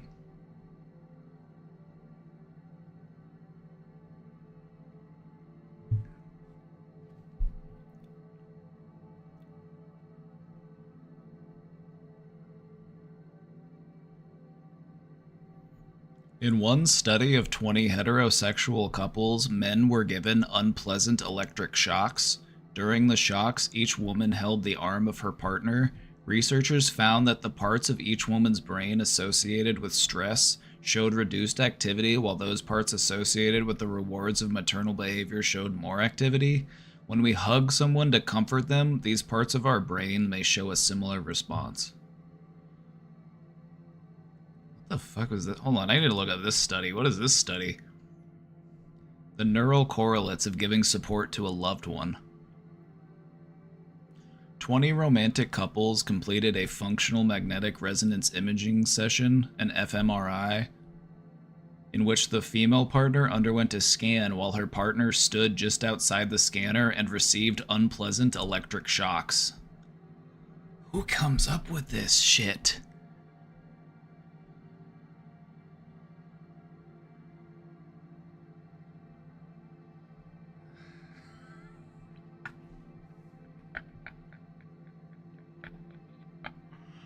They're like, alright, we're gonna scan your brain while we shock your husband. The results were that giving support is not only beneficial for the receiver, but also for the giver.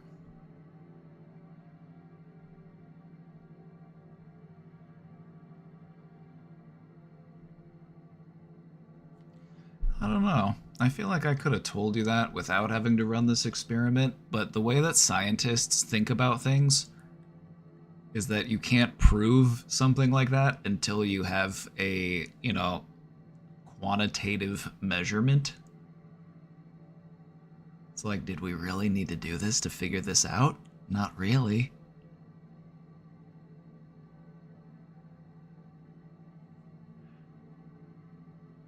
Scientists are weird.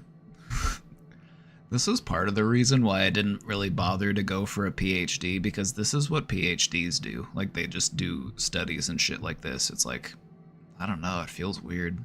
It feels weird, man.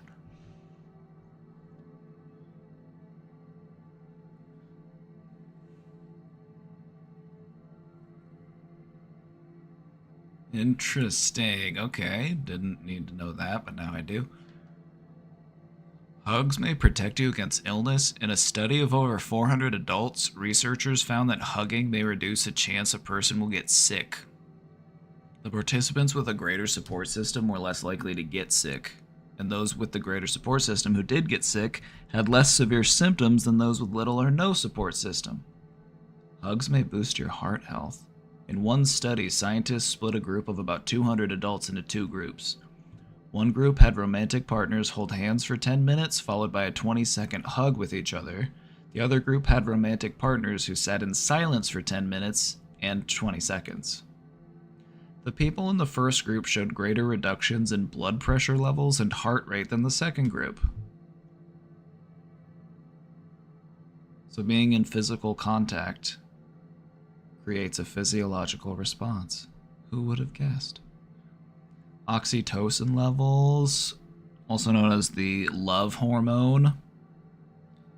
The levels of oxytocin in your brain rise when you hug, touch, or sit close to someone that you care about.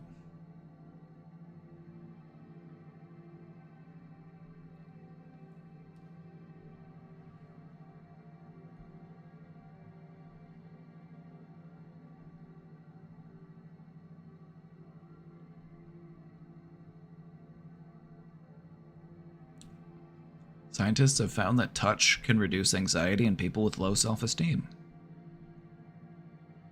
Even touching an inanimate object, such as a teddy bear, can reduce people's fears. Hugs may help reduce your pain. In one study, people with fibromyalgia had 6 therapeutic touch treatments. Each treatment involved light touching on the skin. The participants reported an increase in quality of life and reduced pain.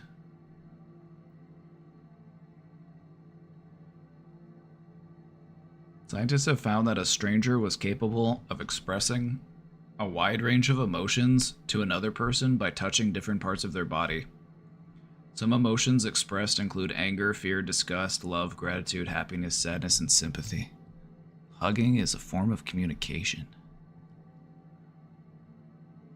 We need 4 hugs a day for survival. We need 8 hugs a day for maintenance. We need 12 hugs a day for growth. TLDR, you can't get enough hugs.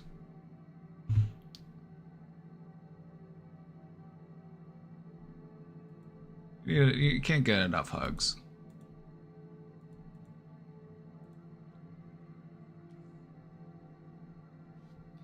Gonna have to hug my tattoo artist tomorrow then.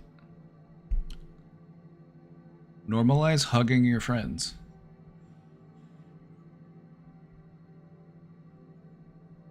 Like whenever I see my friends, we're hugging. We're huggers.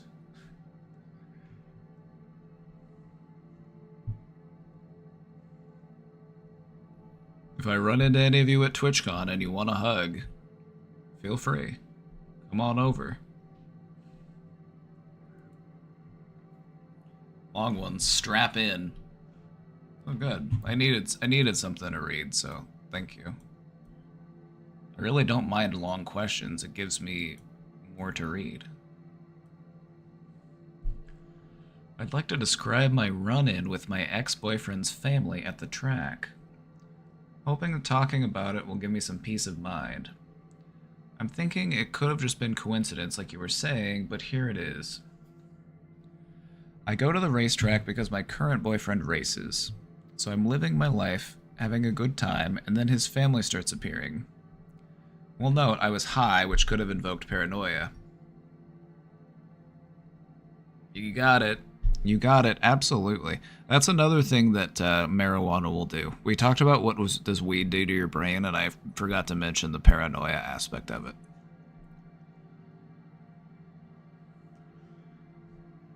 It does that too. We head to the pits, since the line's shorter, and going there I almost walked into his ex's younger sister, even though she didn't seem to see me. We get the food in the pits, and I start to calm down from the jump scare. Once we leave the pits, they, the dad, mom, and the sister, are standing at the gate. So we go past them and back to our seats along the wall. I look behind me, and they kept walking behind us, so I keep sitting and make sure my sunglasses are on. My boyfriend's like, oh, let's go get more food. So we do, and the second I get up and turn around to throw something away, my ex-boyfriend's mom is right behind us, and I know we made eye contact. So we get our food, start walking back to our seats, and his dad is literally standing 5 feet away from where we are sitting. I was so shook, and I still am, just all like, what the fuck is my life, and why did they keep spawning around me? Didn't see my ex at all, but just like, wow. Every time I started to calm down from seeing them, they reappeared again. It's very triggering for me because it was not only a long, toxic relationships, but his parents are neglectful, aggressive drunks. I often think if my past relationship being so rough is why I've dealt with my current boyfriend being on Ashley Madison and such. I know my current boyfriend had a terrible childhood, but I hope I can make sure I'm not giving him so much slack that I'm holding myself back from better things in hopes I can fix him. Alright, here's the thing.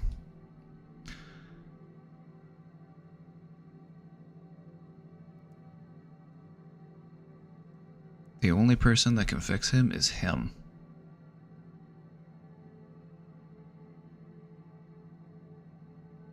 The only person that can fix anybody is them. You know, only we can do that.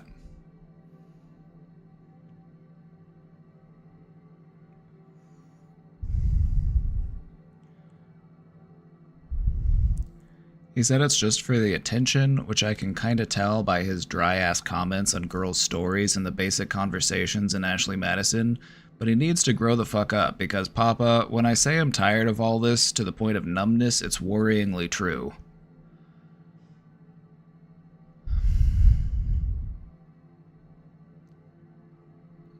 How much attention does this boy need? Like, okay, let me think. Okay, who's he gonna say was, okay, I was starved for attention as a kid. My mom didn't pay enough attention to me, and so I am overly reliant on attention from women now because I didn't get enough attention from my maternal influence as a kid. I don't, like...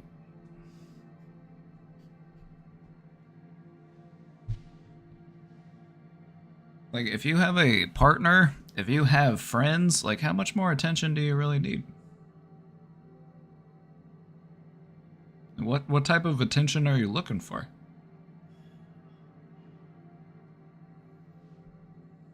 Like, there are healthier ways to get that satisfaction and that, you know, attention that you're looking for.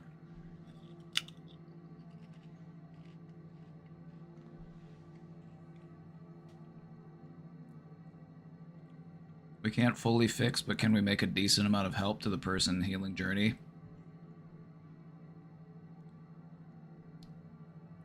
I'm not going to say that we can't, but I'm just going to say they have to want to. You can light the way for somebody, but you can't make them take a single step.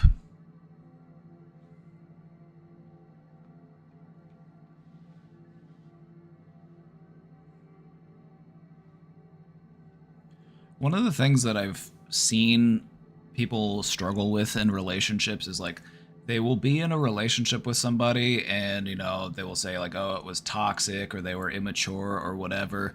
And then they're like, well, you know, I broke up with this ex 3 years ago and now I see that, oh, they're, you know, happily married and they've got a kid and everything's changed. It's like, where was that whenever I was with them? And it's like they hadn't grown into that person yet.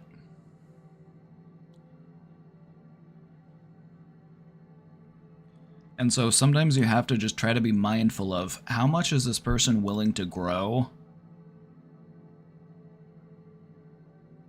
And how much am I enabling them to not grow? You know what I mean? Like, how much am I allowing them to, like... Because sometimes people will do this. They will only do as much reflection and growth as they feel they have to. People like to push boundaries. People like to see, what can I get away with? And I'm not just going to say this is a man problem, this is a human problem, is we like to see, well, just how far can I take this? Just how much can I get away with?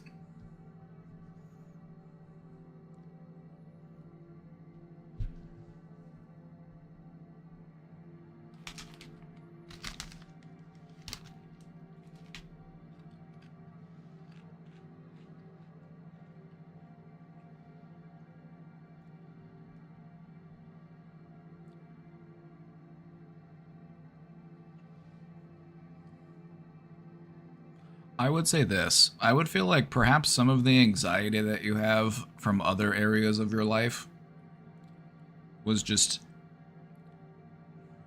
brought out by this encounter that you had. Sometimes when we have a lot of anxiety or stress about something that we feel like we can't really do anything about, we will find other ways for that anxiety to manifest.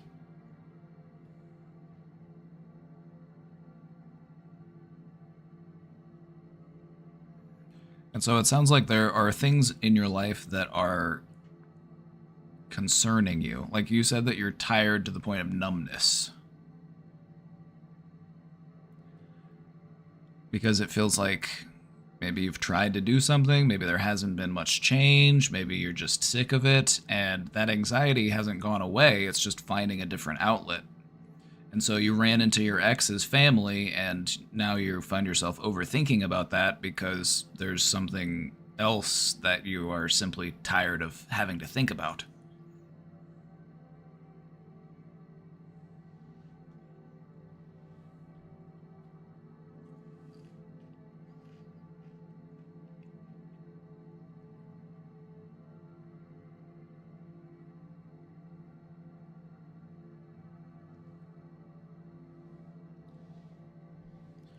Like, I'm not trying to judge or anything, but I'm of the mind that, like, if you're in a committed relationship with somebody, I'm like, shouldn't their attention be the attention that you seek? Like, it just doesn't really make much sense to me. And again, I'm like, do what you want to do. It's your relationship. But, like, why are you looking for that type of attention and validation from someone else?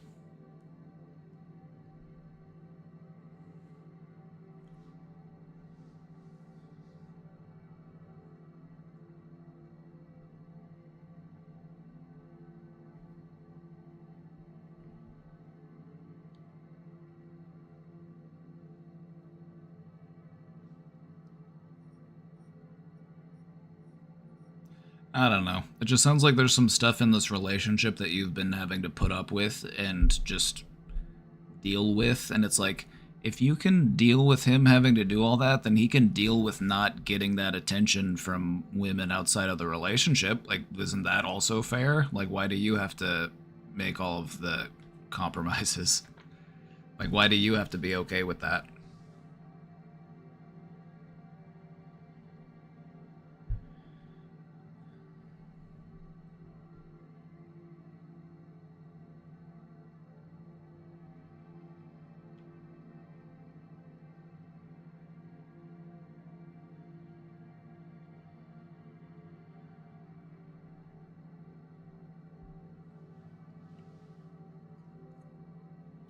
So I noticed on hookups, I always ask for a feedback if I'm good enough, if they're enjoying what's happening, but I never get people that ask me back.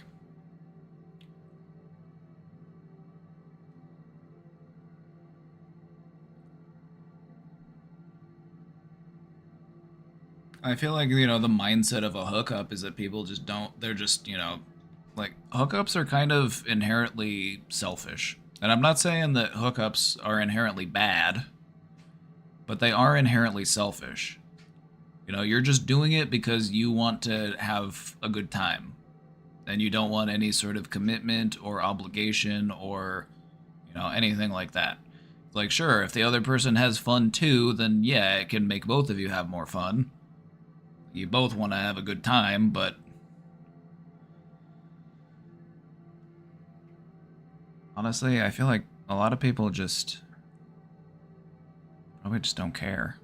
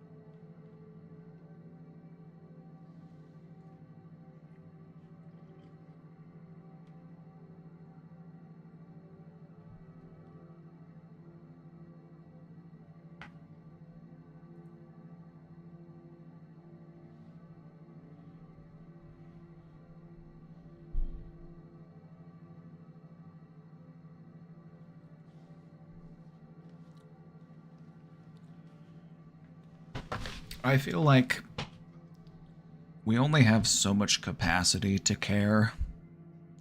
Like you can expand it, you can practice empathy, you can increase your ability to show compassion, but it's something that you have to actively work on. And I feel like people are, so caught up in what they're dealing with in their life. It's just like a lot of things just have to, be left on the back burner or left by the wayside. Like, just think about it. What is a person's primary motivation whenever they go just try to find a hookup? What is their primary motivation? Is it to show the other person a good time? Or is it to have a good time themselves?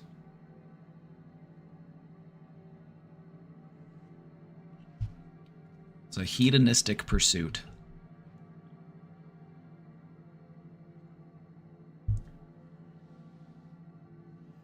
Is it possible that you want to feel better about yourself by knowing that you're doing a good job? You want that positive feedback?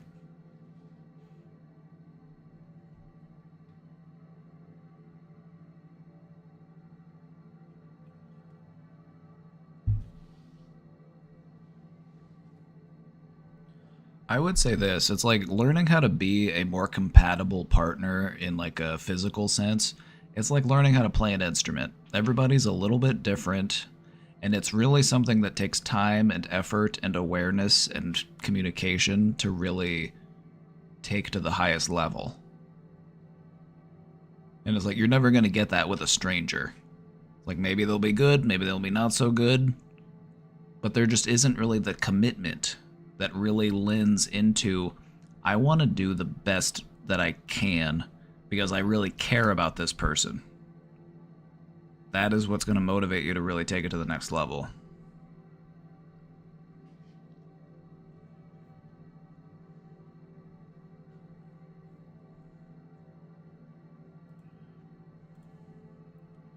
Can we really not teach someone empathy?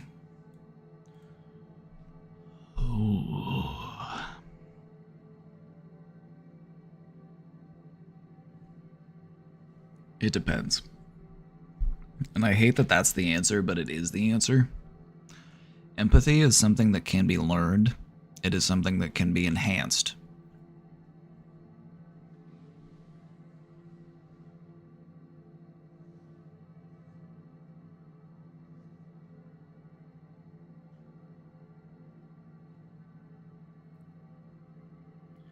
I feel like I do the best I can in hookups because I only do it once every few months, but the people I go out with do it every day.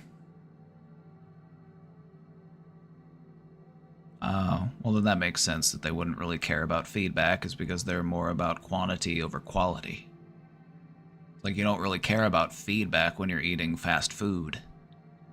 Like it's gonna scratch the itch, but it's not gonna be as satisfying as, sitting down to a 5-star meal.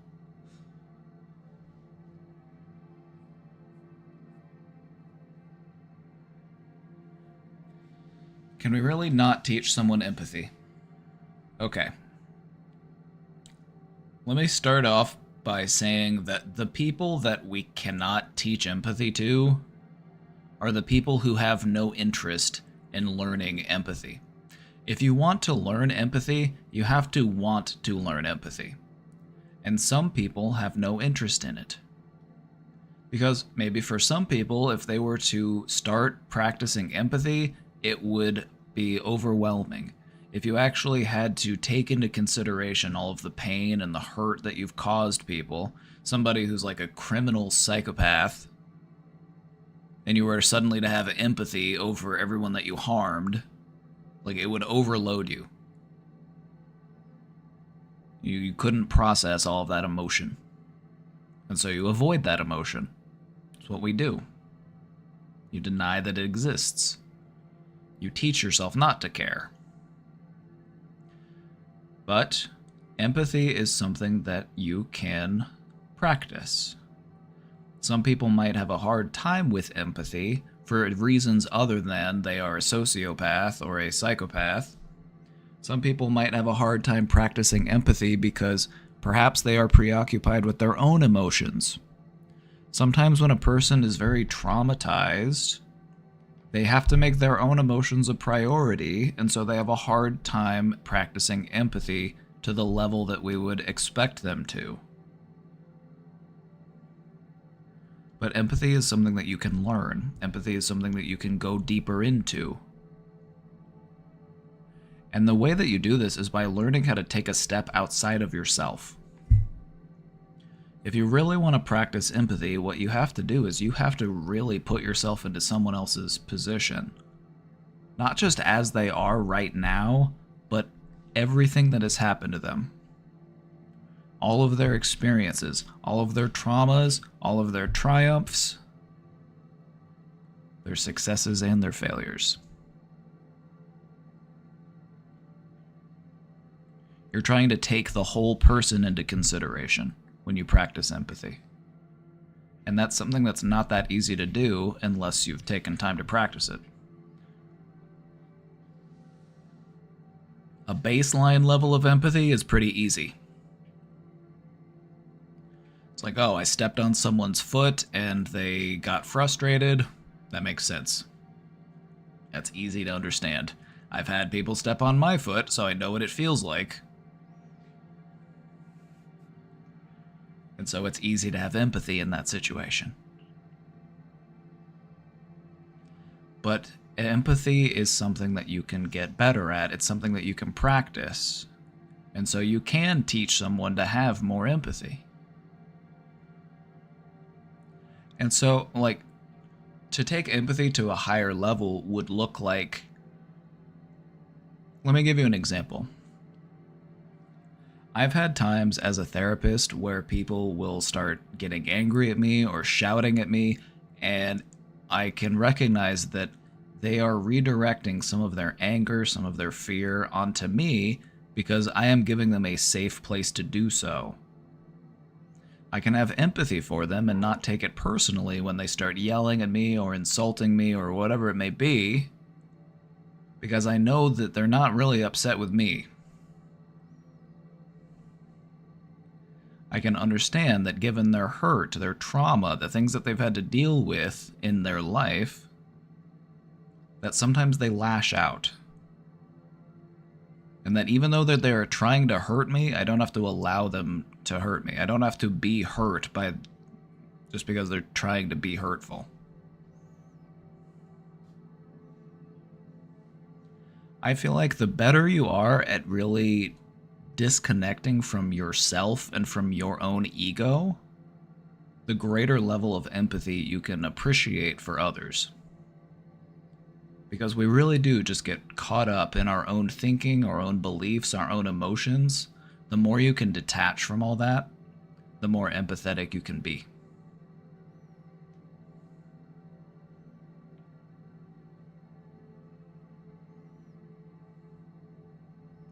The way that I like to do it is I like to do empathy this way.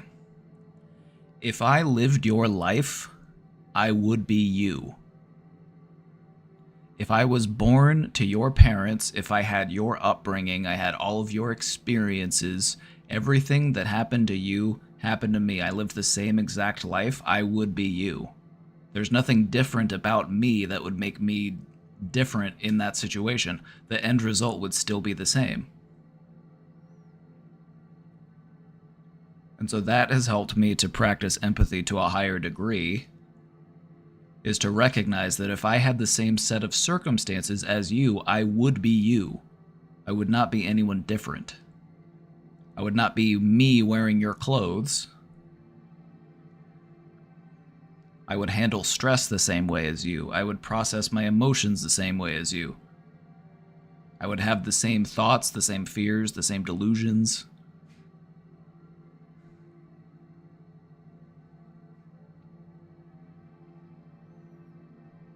And so that is empathy.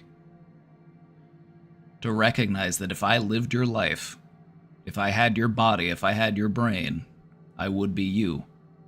There's nothing special about me that would make me any different.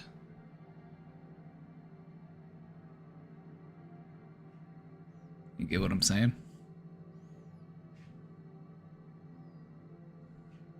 Because I feel like there's a part of us that does that. We look at somebody else and we say, oh, I would have done things differently. If I had your life, if I was dealing with your problems, I would have handled things differently. It's like, no, you wouldn't have. If you lived their life, you would be them.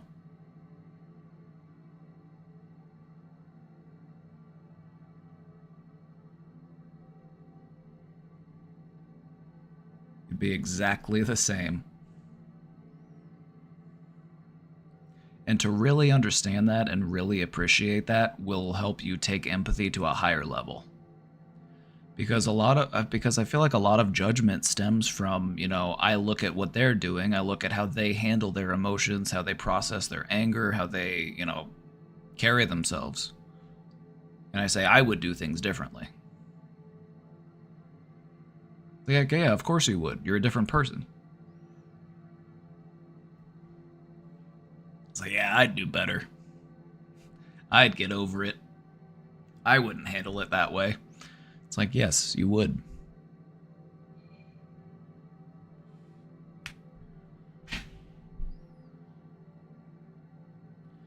I feel like it's a frightening concept to embrace, that if you were given the same upbringing, the same set of circumstances, if you had the same body and the same brain, you would be that person. You would not be any different. And I feel like that is a scary thing for some people to think. They're like, well, I wouldn't be me. I wouldn't be able to... Like, no, you'd be them.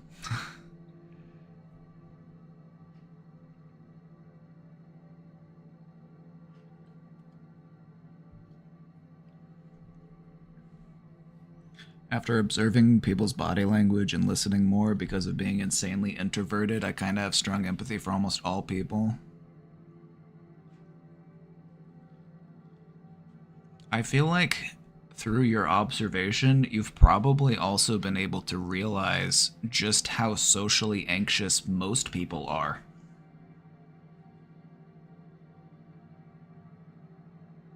We like to feel like social anxiety is rare,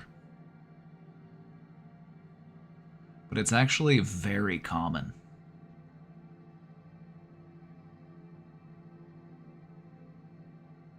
So next time you go out, just observe. Just look at other people. Just try to determine the ways in which other people express their social anxiety. Like, go out and look at somebody, make eye contact with them, and just look at how quickly they will just avert your gaze.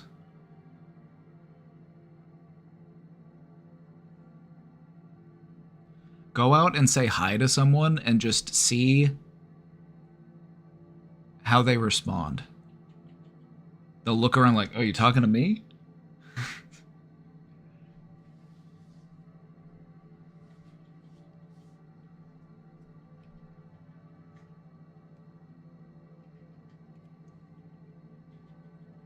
I feel like life is just full of socially anxious people who are trying to convince themselves that they aren't socially anxious.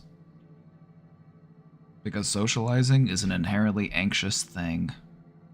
You can't read the other person's mind.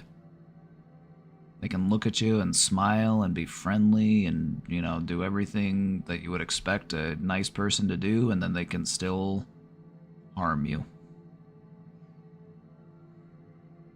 And so socializing revolves a certain amount of trust, it involves a certain amount of vulnerability, and that can make you anxious.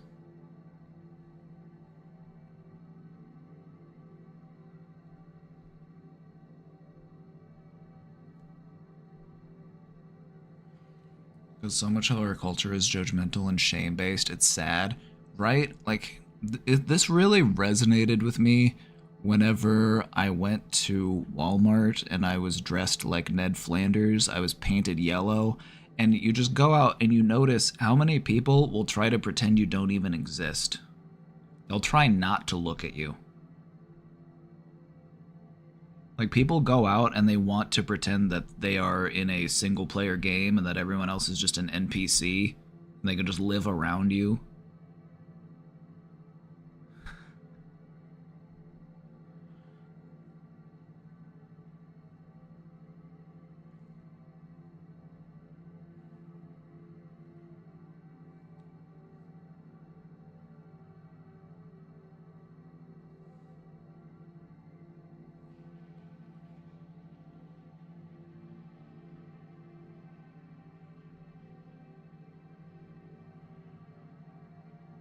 I don't know. I feel like things probably weren't always this way. I feel like social media has done us a lot of harm in that way.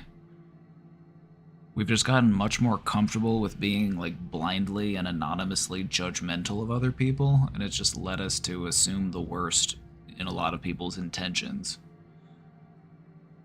When in reality, most people don't have it out for us. It's like, are there some people who do? Sure. Like, yeah, evil people exist. But I feel like most people just are ambivalent. As long as you're not trying to harm them and not getting in their way, they don't really care about you.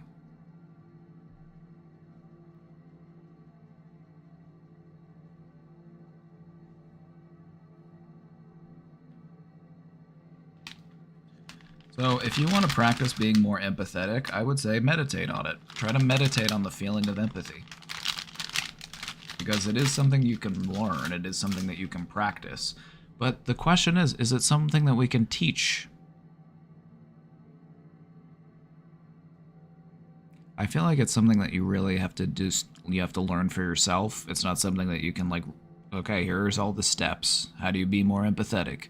Like, I kind of shared with you my insight in how you could be more empathetic, but it's going to be up to you to actually practice it, to actually do anything about it. And so in that way, it's like, can it really be taught? I can light the way, but I can't make you follow the path.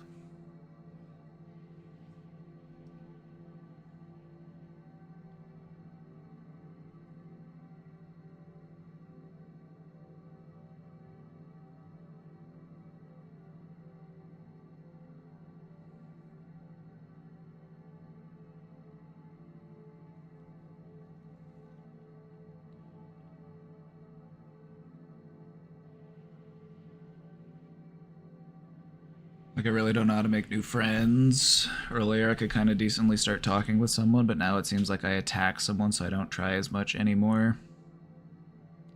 If you want to make friends, ask people questions, preferably questions that contribute to their excitement.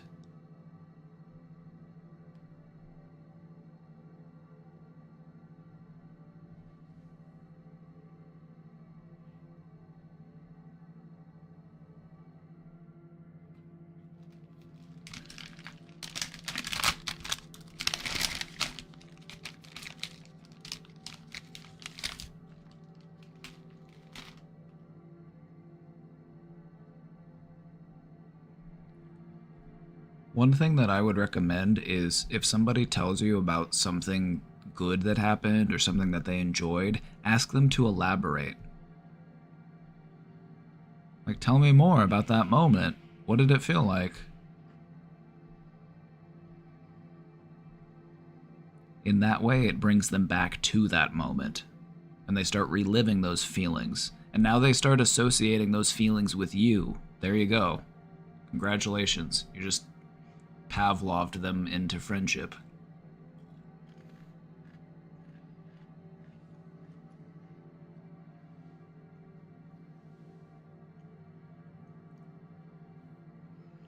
Is there such a thing as overly being over compassionate? I would say so, but let me elaborate. Can you be too compassionate? I don't think so. But I feel like you should only be as compassionate to others as you are to yourself as well. We don't want to enable people's negative behaviors and be disingenuous with ourselves.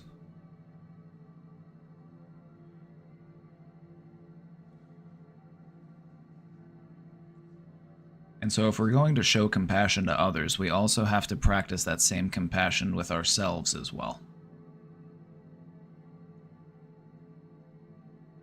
Like if you're being hurt or mistreated, you shouldn't enable those behaviors and say, oh, well, they're just a hurt person. I'm sure they didn't mean it. It's like, okay, but are you also protecting yourself? Are you also taking care of yourself emotionally? Because that's important too.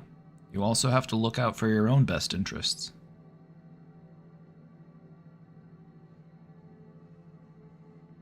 And I would say this, the more compassionate you are with yourself, the more you will be able to be compassionate with others. In a genuine way as well. Not in a way that like enables their bad behaviors, but sometimes compassion isn't just about being okay with the way that people are. Sometimes compassion involves setting boundaries, showing people that they can't treat people that way. You know, sometimes you have to be firm with people as a way of being compassionate with them. Just showing you like, no, that behavior is not going to fly. Like, not everybody's just going to be okay with that.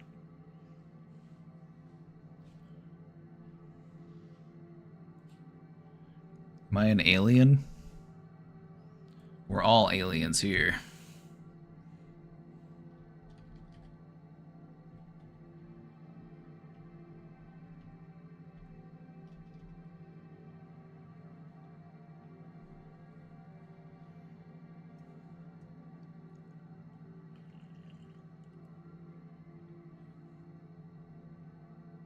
We're all aliens here.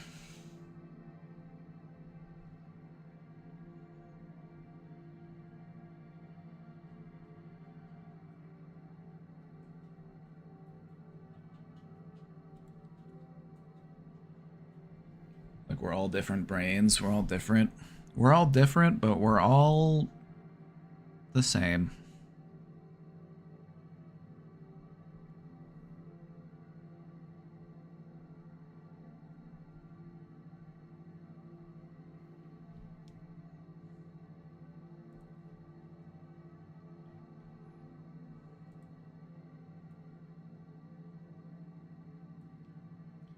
Sometimes people take my compassion as I'm a dumb person, but like I keep doing me because I know me isn't dumb, but I don't know.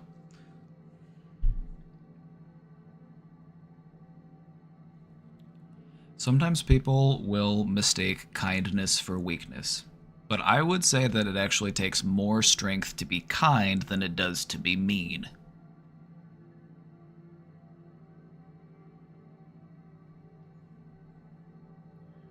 But what I would say is be true to yourself as well. Show yourself the same care and compassion that you would show to anyone else.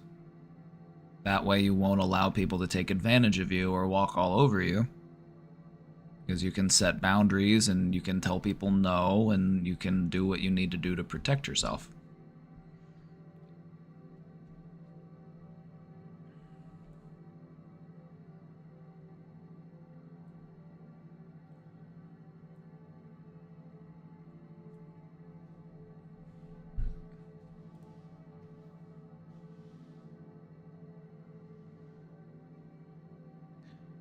Hi, Pookie Butt Stinky. Dry Alex, what are you talking about?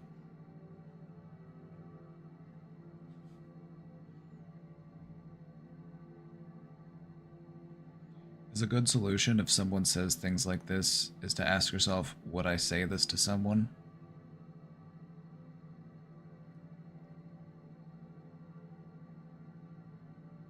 What I would say is this, is when someone says something to you, try to think of the ways that they aren't speaking about you, but they are actually speaking about themselves. Because one of the things that people do is we will judge and criticize others for the things within us that we are unable to face.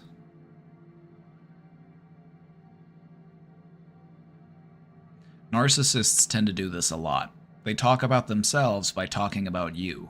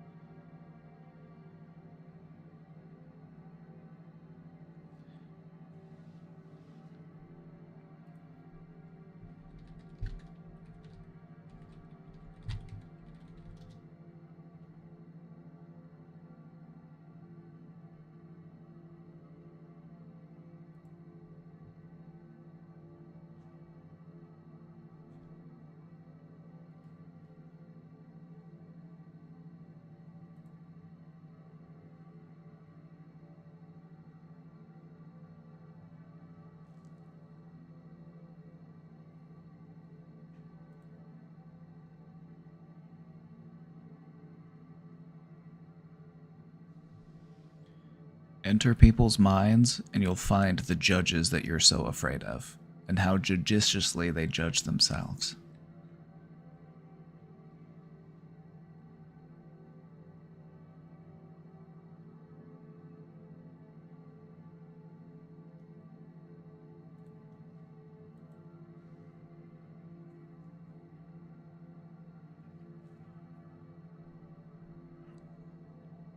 That is good manipulation, no? So the thing about manipulation tends to get a bad rap. We associate manipulation with bad things. But the thing about manipulation is that manipulation is inherently neutral. Like, I can make somebody like me because I want them to like me. And so I'll be nice to them. I'll be a good friend. I'll be compassionate. I don't mind being liked. I don't, like, it wouldn't hurt me if I felt like you liked me more. And so, in a way, haven't I technically manipulated this person? Not to any ill intent, but just to go out, to, like, change your behaviors, to change how someone else perceives you, is technically a form of manipulation.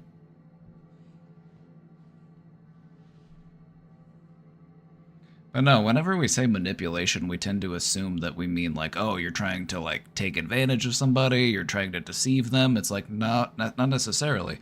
It just means that you are changing their perspective of you, period. And what matters is what is your intention beyond the manipulation.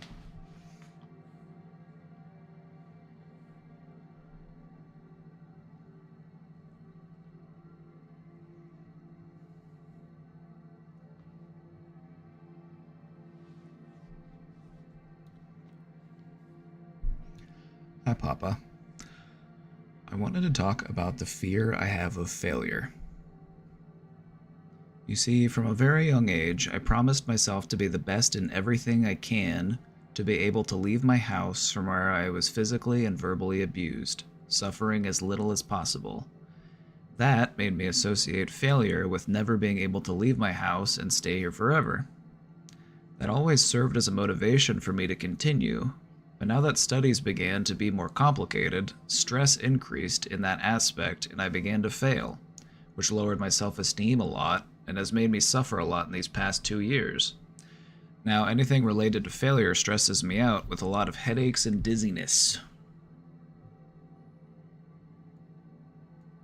My stress towards failure is so much that once a day before an exam, stress towards failure was so much that a day before an exam, due to the fact that I wasn't feeling ready, I took several pills in order to stay hospitalized or something and not go through that. I don't want any more of this. Let's talk about the fear of failure. Is there success without failure? Can you name one person in the entire history of humankind that never failed? Name one person who never made a mistake. One person who never failed.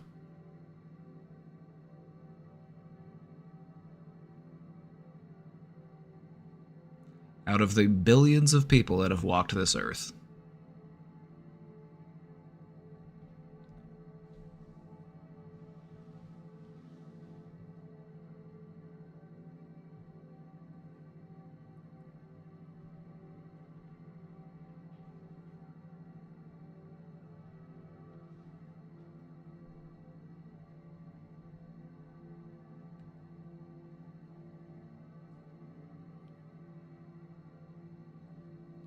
How do you decouple that from existential dread and childhood trauma? By doing inner child work. By not holding yourself, but by doing inner child work and you reconnect with that scared kid inside of you and you show them that it's okay and that failures aren't necessarily an indication that I am a failure. The only way that I am a failure is if I give up, if I stop trying. Also, in reconnecting with that aspect of yourself, you can learn to recognize that I don't need to hold myself to the expectations of a 5-year-old.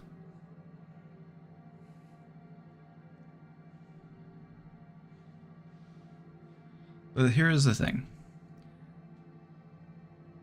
There is no success without failure. Think of the most successful person that you can imagine. They have their own sets of failures as well. And so, to fear failure is to fear success. Because you can't separate the two.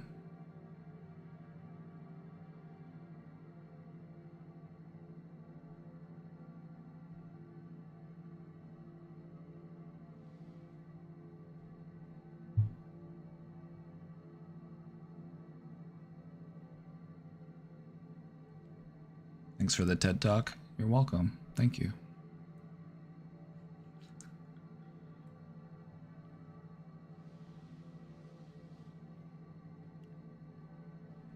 God, if I was on a TED Talk, what would I talk about?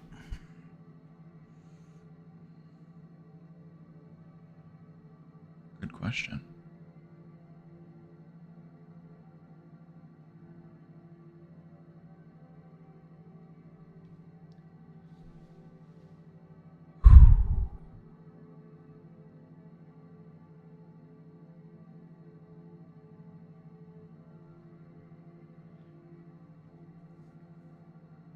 I would just take some time to revisit your beliefs and to just try to take a step back and just take things into perspective. You know, you promised yourself to be the best in everything. Clearly, that's not possible. That sounds like the promise that a child would make. It's a promise that you made as a child. Children tend to set unrealistic expectations. I'm just being honest.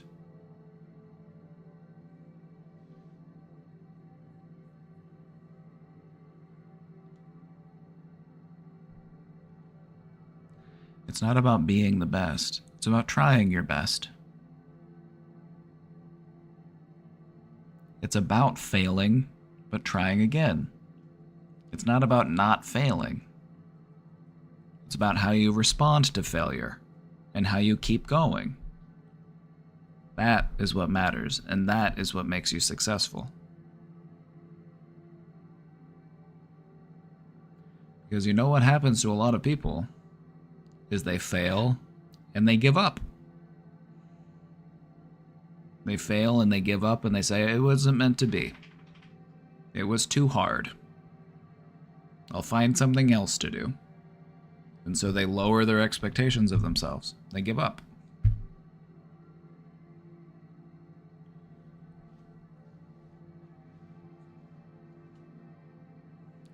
What we want to do is we want to try to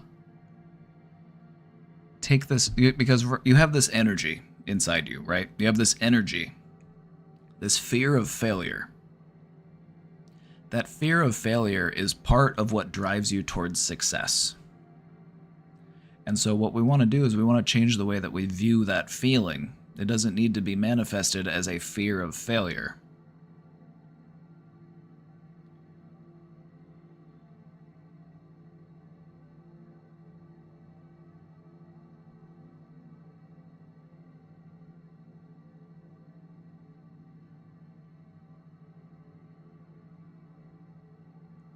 We want to redirect that anxiety, because that's what it is, ultimately, is it's tied to your anxiety. Like, what could go wrong? Preparing yourself for the worst case scenario. If I fail at this, then I am a failure, and then I've failed myself, I've broken a promise to myself, and there's no coming back from that. Is this being fair to yourself? Is this being kind to yourself? Is this you showing yourself some grace? That is what I would recommend to do. Whether or not you fail is beside the point. It's about how you respond to that failure.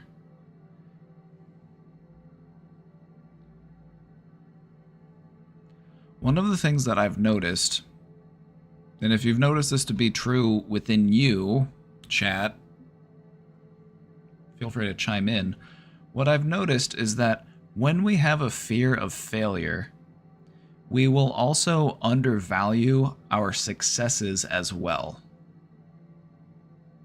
When we have a fear of failure, we tend to attribute our successes to circumstance or luck rather than our actual hard work. Isn't it interesting that those two are related?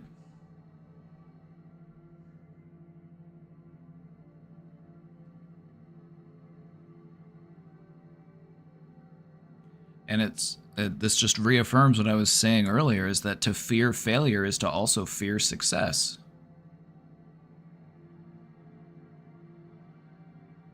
And so what I would recommend is when you feel like you have failed, learn from it. What can I do differently next time? We learn much more in our defeats than we do from our victories.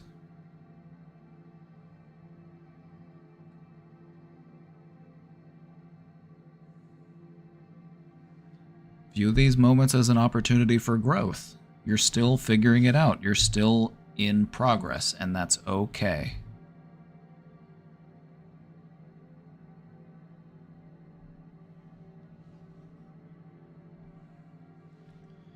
What was that diagram with the going better in the mood and then feeling more bad because you're improving yourself? Oh, let me find it.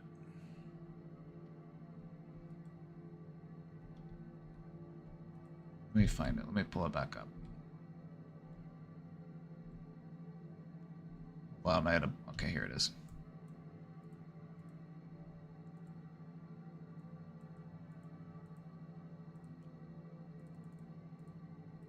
What this was actually just a mood chart for bipolar disorder. But I zoomed in on the depressive episode just to emphasize. So, like, you have a normal level of mood functioning. We have highs and lows, and that's normal. When you dip down too low, we would call it a depressive episode. And when you get too high, we call it a manic episode.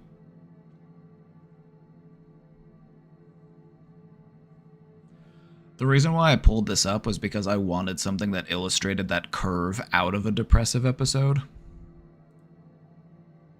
And what we were talking about earlier is how the most dangerous place to be is in here. Not at the bottom, but actually when you're on the way up.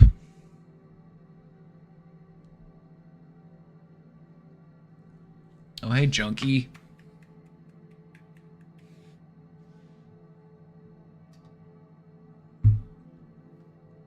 I hope we're playing Kingdom Hearts again today.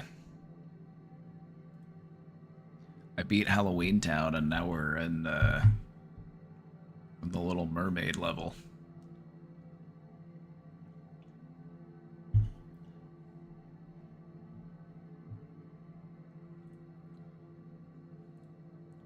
No, this was just a bipolar mood scale I pulled up.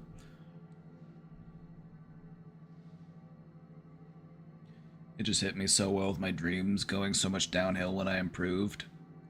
Right? And it'll leave you confused because you'll feel like, well, am I getting better? Because I don't feel like I'm getting better.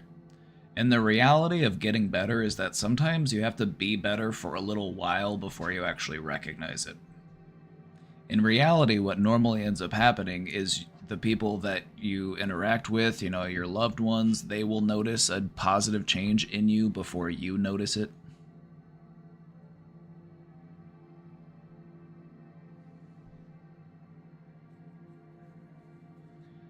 And so that's the thing that I really want people to understand, is that sometimes feeling better doesn't feel like a linear path upwards, like, oh, I'm feeling better every day. Sometimes it feels like you're getting worse. Sometimes it's because you are becoming more aware of the problems that you are trying to fix, and those problems end up feeling bigger, but in reality it's just because you're more aware of them. You've got them under a microscope and they feel like a big problem, or that the problem is getting bigger.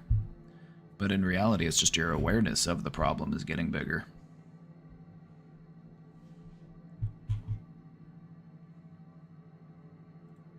I did a presentation on that once. I did a presentation on getting better.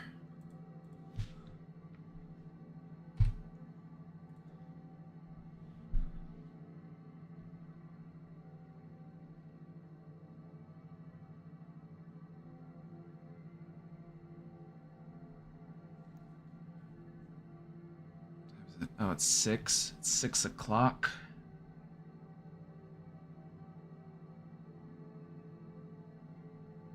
It's 6 o'clock already. It's almost time to start making dinner.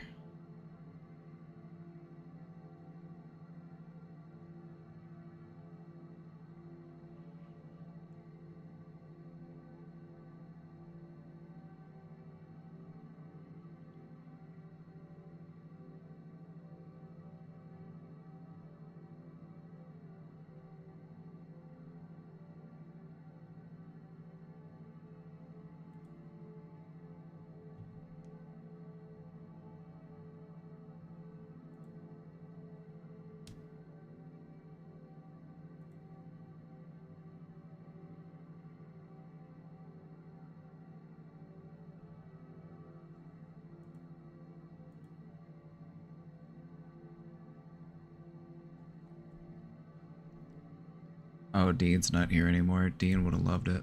Dean would have loved this slideshow. We're talking about feeling stuck.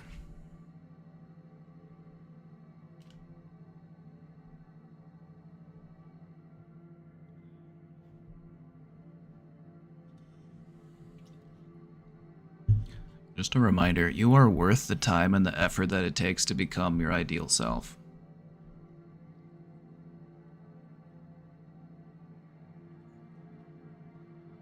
Identify the thoughts that you have that no longer serve you. If you don't need it, you can let go of it. Just because a feeling or a belief is particularly powerful doesn't mean that you need to keep it. So just be mindful of the thoughts that you would like to let go of. Do you need loneliness? Do you need to be so critical of yourself? Do you need to judge yourself so harshly? How would you like to feel about yourself? How would you like to view yourself?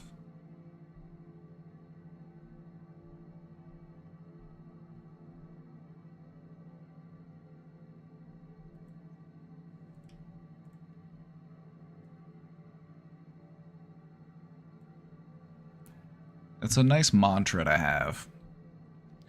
I like to call them. I like a mantra is just something that you'll like repeat to yourself in a meditation to just really like drive in a thought or a feeling. But you could also view like positive affirmations as a type of mantra. And it's one that I really like. Anything you don't need, you can let go of.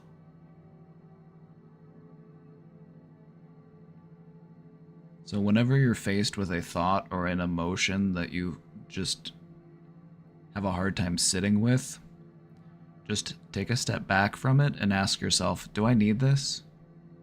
Why is this here? Can I let go of it?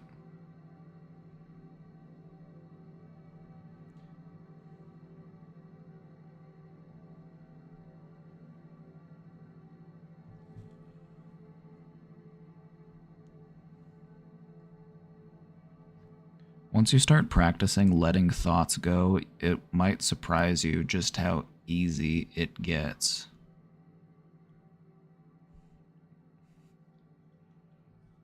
Some thoughts might be easier to let go of than others. It just takes practice. What's something small, something self-defeating that you could let go of today?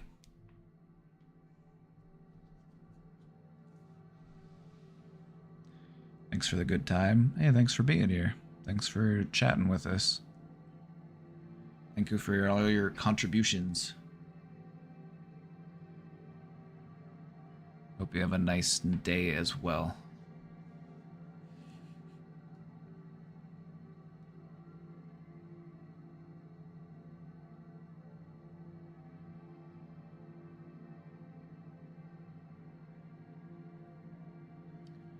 I keep repeating the story to most of my friends on this situationship that never worked out. I don't know why I do. It doesn't make me feel better. It helped the first 3 times. After that, I got mixed responses from it being my fault, their fault, both. I'm not sad, but I feel nothing at all. Everything's just kind of bland. Saying this part is new, though, and this part does help, but just a bit. Have you ever thought that you might be a little depressed?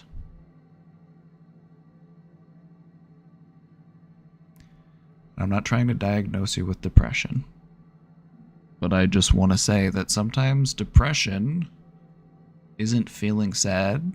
Sometimes depression feels like nothing. It feels like the color has been sapped from the world. It feels like everything is bland and tasteless, and you just don't really feel much.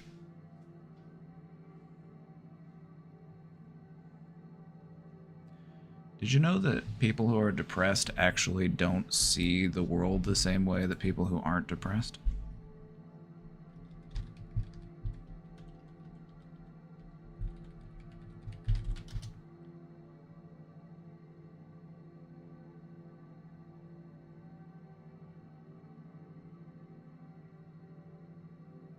Did you know that people who are depressed actually perceive the world as less saturated?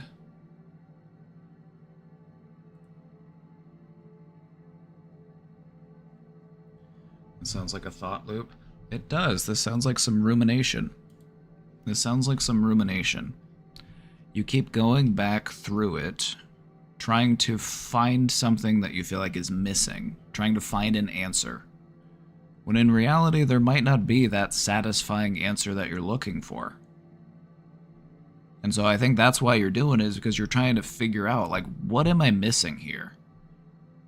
And it sounds like you've got about all the information that you need. And so I would just say it's okay to move past it. Not every circumstance or issue that we have in life is going to give us that meaningful, satisfying conclusion that we're looking for. And so I would just say, it's in most circumstances in life, I did a little bit, they did a little bit, neither of us was perfect. It wasn't meant to work out. But I would say, just try to learn from it. Instead of focusing on what went wrong and trying to figure out, why it didn't work, I would just say, okay, what can I do differently next time? So that we're stop fixating on the past and we can start focusing on the future.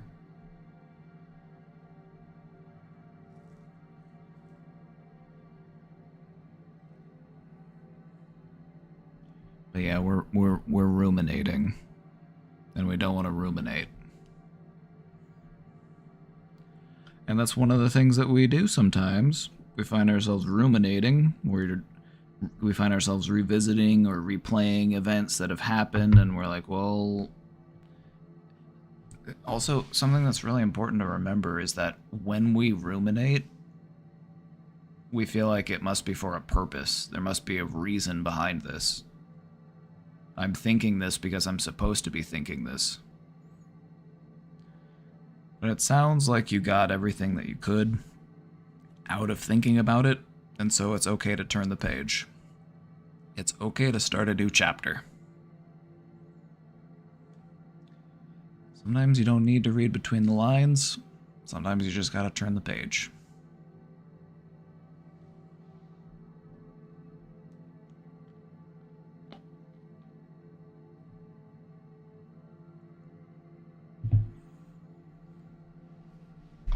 That's 2 Sturgill Simpson quotes today. That's 2.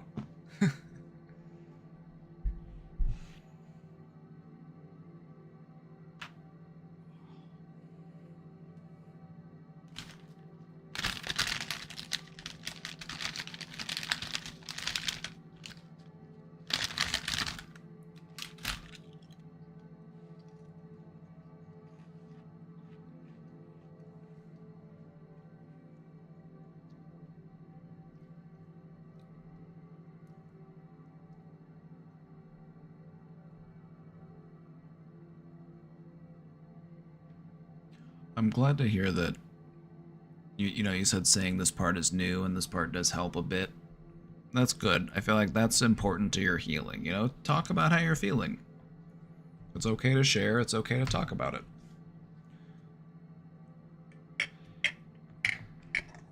You gotta feel it to heal it.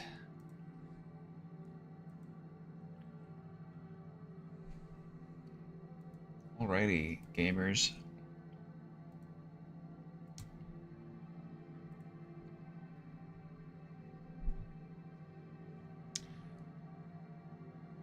Any last minute subscribers? Any last minute gifters?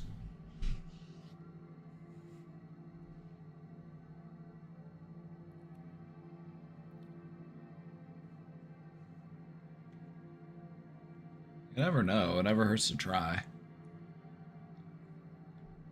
Don't leave us. I gotta go make dinner, and then I'm gonna send you over to Casey so that you can tell her that we need to play Kingdom Hearts.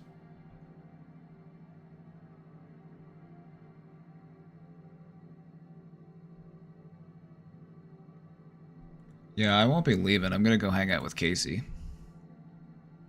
So I'll still be around. I won't, you know, we're marathon streaming. I'm never that far away.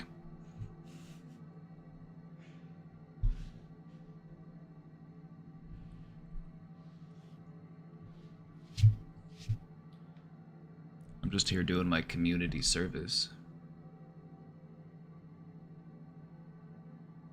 I spam about doing more couch co-op. I love the couch co-op.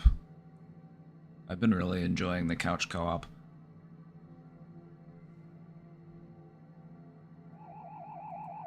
Connected with the 38 months. Good morning, King.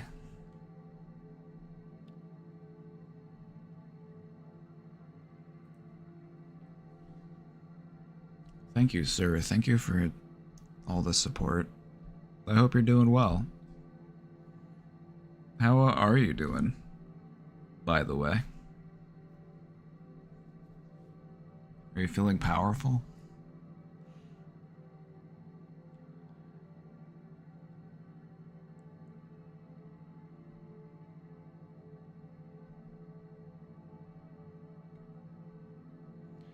Thank you for all the support, and I hope you're doing well. Well, thank you. Thank you. I gotta be honest, you know, before I really started streaming and doing this show, creating this type of content, it's like talking to you and like practicing my method helped me to build up my confidence and start doing this. So I owe you that for support as well.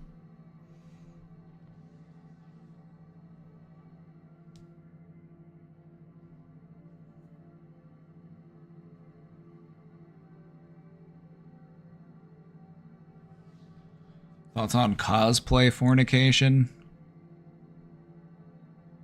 Whatever floats your boat. Go for it.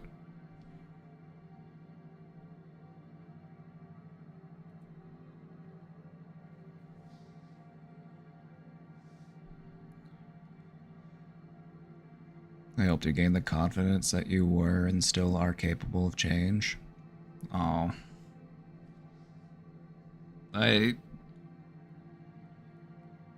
Aw, shucks. I didn't give you anything. I only brought out of you what was already there. That's all I do.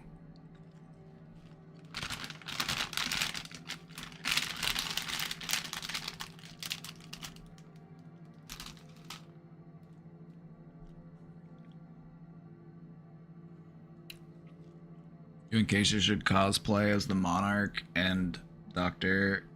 This is the Monarch. The Monarch! I love the Venture Bros. I want to rewatch it. That's a good idea. Rewatch Adventure Bros.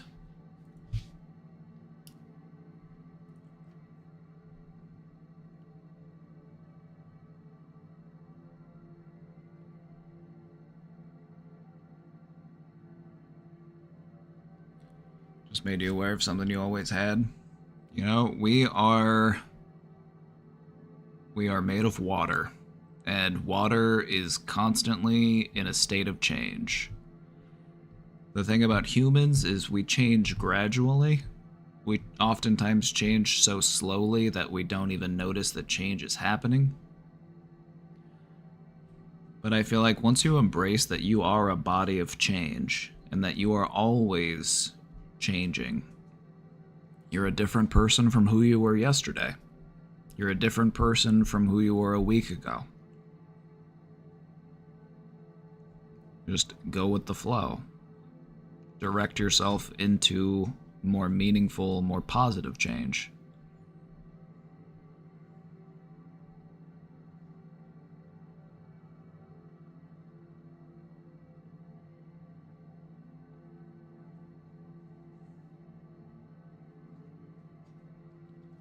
Adventure Bros? Yeah, it was on Adult Swim. Yep.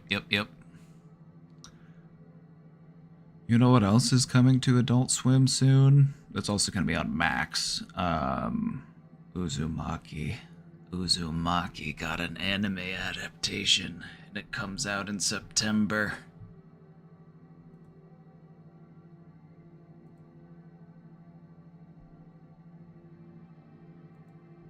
Talked about this last week, and I posted that Junji Ito comic, The Enigma of Amigara Vault.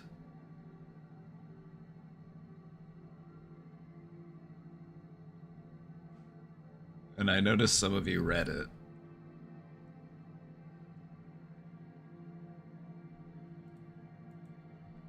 You read it? Wasn't it creepy?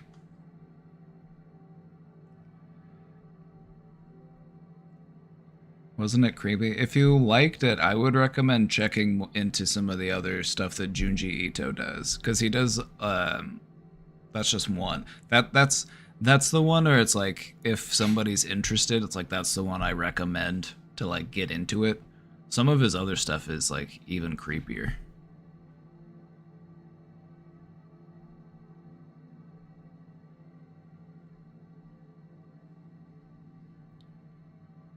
I couldn't speak about it when you talked about it half an hour ago, but as a fighting game competitor, but your words on becoming your best instead of the best, becoming your best instead of the best, and learning from failure and not giving up felt really close to home, and I'm going to revisit it. Thank you. Please keep the VOD alive if possible.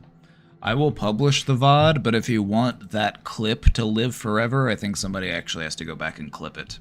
Because I think what Twitch does is they save clips indefinitely, but VODs only last so long. But if you were to make a clip of the VOD, it would last. I don't know why. Well, I think they do it to save on storage space or something. But yeah, I'll have the VOD published. I got you. It'll be up for a little while.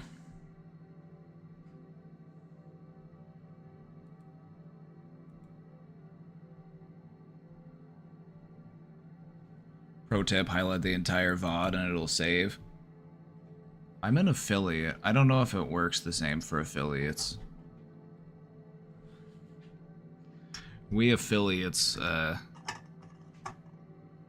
like second-class citizens in the streaming world. We don't get all the perks and privileges of the partners.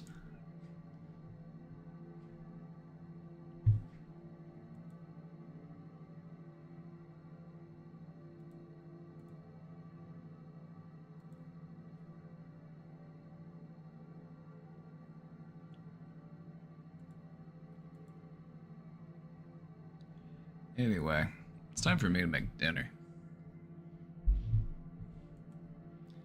It is time for me to make dinner.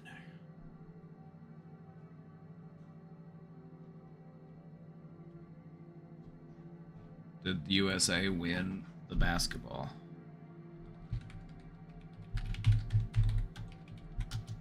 I was watching some of the basketball game between Team USA and Team Brazil.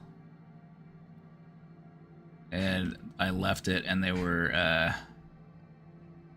up. The U.S. was up by like 20-something, like 30 points. Oh yeah, they won. They won 122 to 87.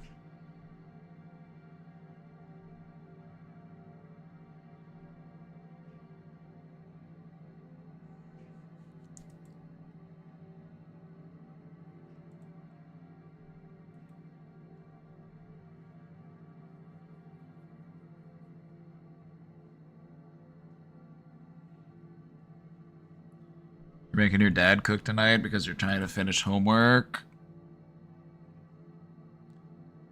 He burned water once? Honestly, there's some recipes that are like foolproof that like I would be more likely to recommend to put somebody who's trying to gain more confidence when they're cooking. Because I feel like that's why people make so many mistakes, and that's why they do stuff like burn water, is because they just don't have the confidence in the kitchen, and so they find themselves like overthinking things or second guessing themselves, and they're just like just too scattered, and next thing they know, it's like, oh, my pan is too hot. And like,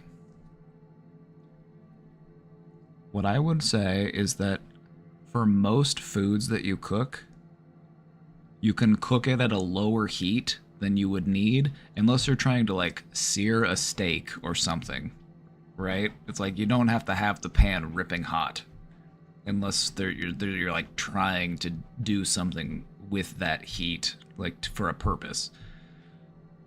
And so I would say, you know, if you're just learning how to cook at a lower heat, take your time. It's much more forgiving.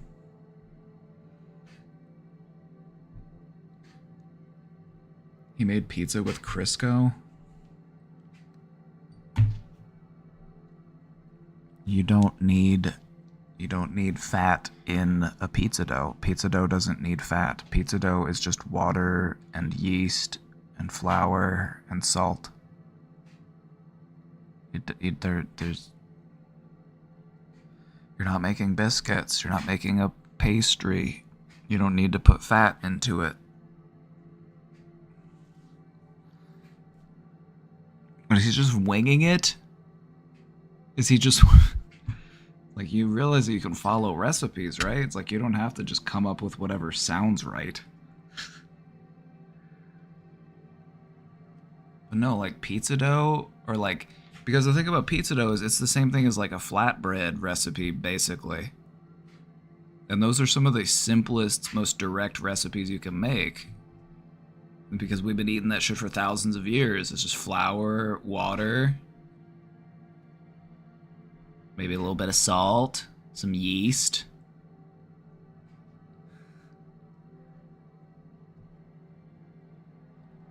That's when I took over meal prep.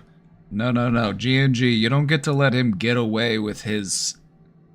You don't need to let him get away with his, Oh, what's the word that they use?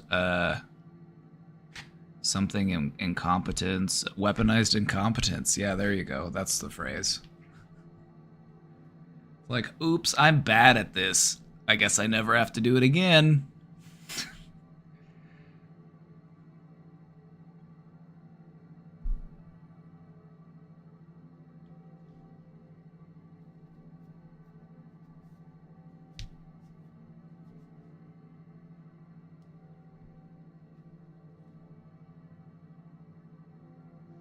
Honestly, I would say probably the easiest thing to learn how to make if you've never cooked before would be chili.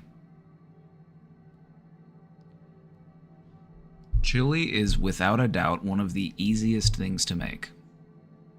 You throw some ground beef in a pot, because you're going to use this pot to cook the whole thing. You just throw the beef in first. You cook the beef. Throw an onion in there. Make sure you cut it. Make sure you take the skin off and dice it up. You cook the onion and the beef, and then literally everything else is either in like a spice packet or it's in cans. It's literally so easy.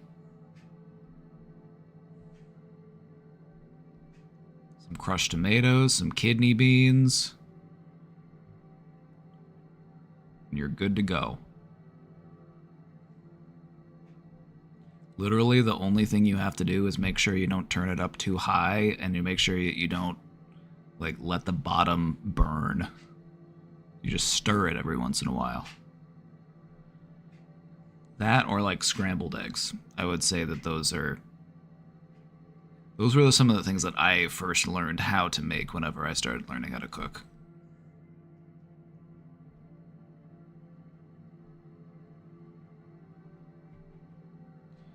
He's gonna have to do something tonight, though.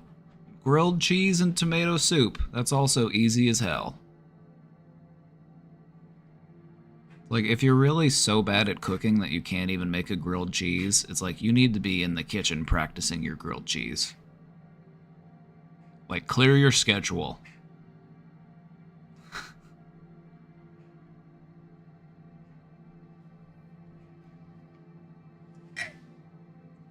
I do like that he was trying to express his creative side by putting Crisco in the pizza. You know, he thought he would just freewheel it a little bit. He's just like, throw my spin on it. It's like, brother, the recipe for pizza dough has been unchanged for like thousands of years, so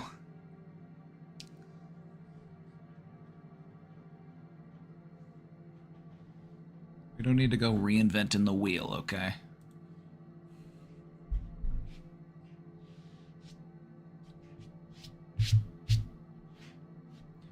Also, some other like stupidly easy recipes are the things where you just like put everything into a baking tray and then you throw it all in the oven and then you just let it cook. Like chicken and broccoli and rice casserole, like that's super easy. Or like you can bake macaroni and cheese. You can make, you know, lasagna. You can make, you know, baked ziti.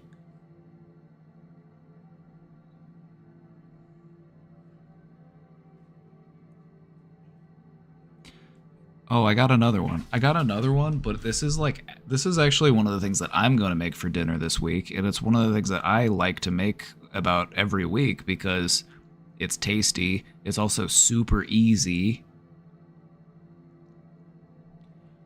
You take a baking tray, 9 by 13. You chop up some vegetables, maybe some carrots, maybe some potatoes, some Brussels sprouts, whatever you're feeling. But you want to put all of the vegetables at the bottom of the pan. And then what I have is I have a little like wire rack that I put over the top of the pan, and then I put my chicken, and I do the chicken leg quarters, so it's the thigh and the drumstick. And then I just cover the outside of it with spices. Last time I made it, I just used seasoned salt. Like that's all I put on it. And it was perfectly fine. It was good. But then as the chicken cooks, the juices drip down into the vegetables, and so you get these like sautéed vegetables that are like, they just have all this like chicken juice and like chicken fat that they've been cooking in, and they're delicious. So super easy. You just throw all that shit in the oven and bake it for like 40 minutes. Easy. Also delicious.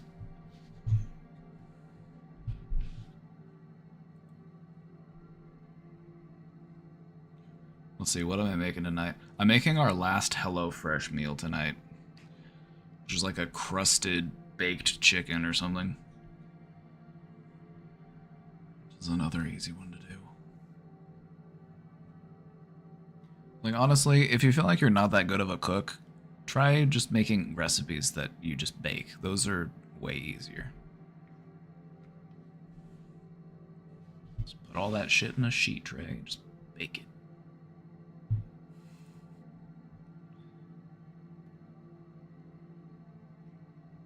Baked ziti is also like stupid easy, and it's also really good. The baked ziti that I made the last time I made it was one of the tastiest things that I have ever cooked in my life. I still find myself thinking about it. Anyway. Maybe I'll make it on my birthday. Love a good baked ziti.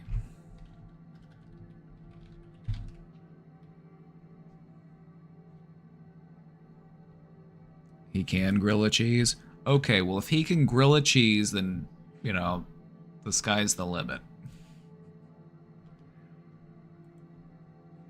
If you can grill a cheese, what's stopping you from cooking anything else? It's all grilled cheese when you think about it. Alrighty, everybody. I'm gonna go hang out with Casey. We're gonna go see what she's doing. I'm gonna try to get her to do some couch co-op, and we're gonna go make some dinner. But I will see you all on her channel. So have a good night, everybody. Bye. Bye. Thanks for hanging out, everybody. You're wonderful. Thank you. Thank you.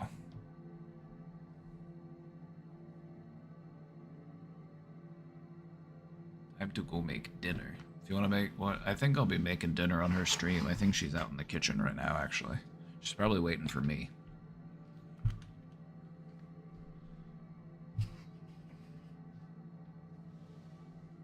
So let's go.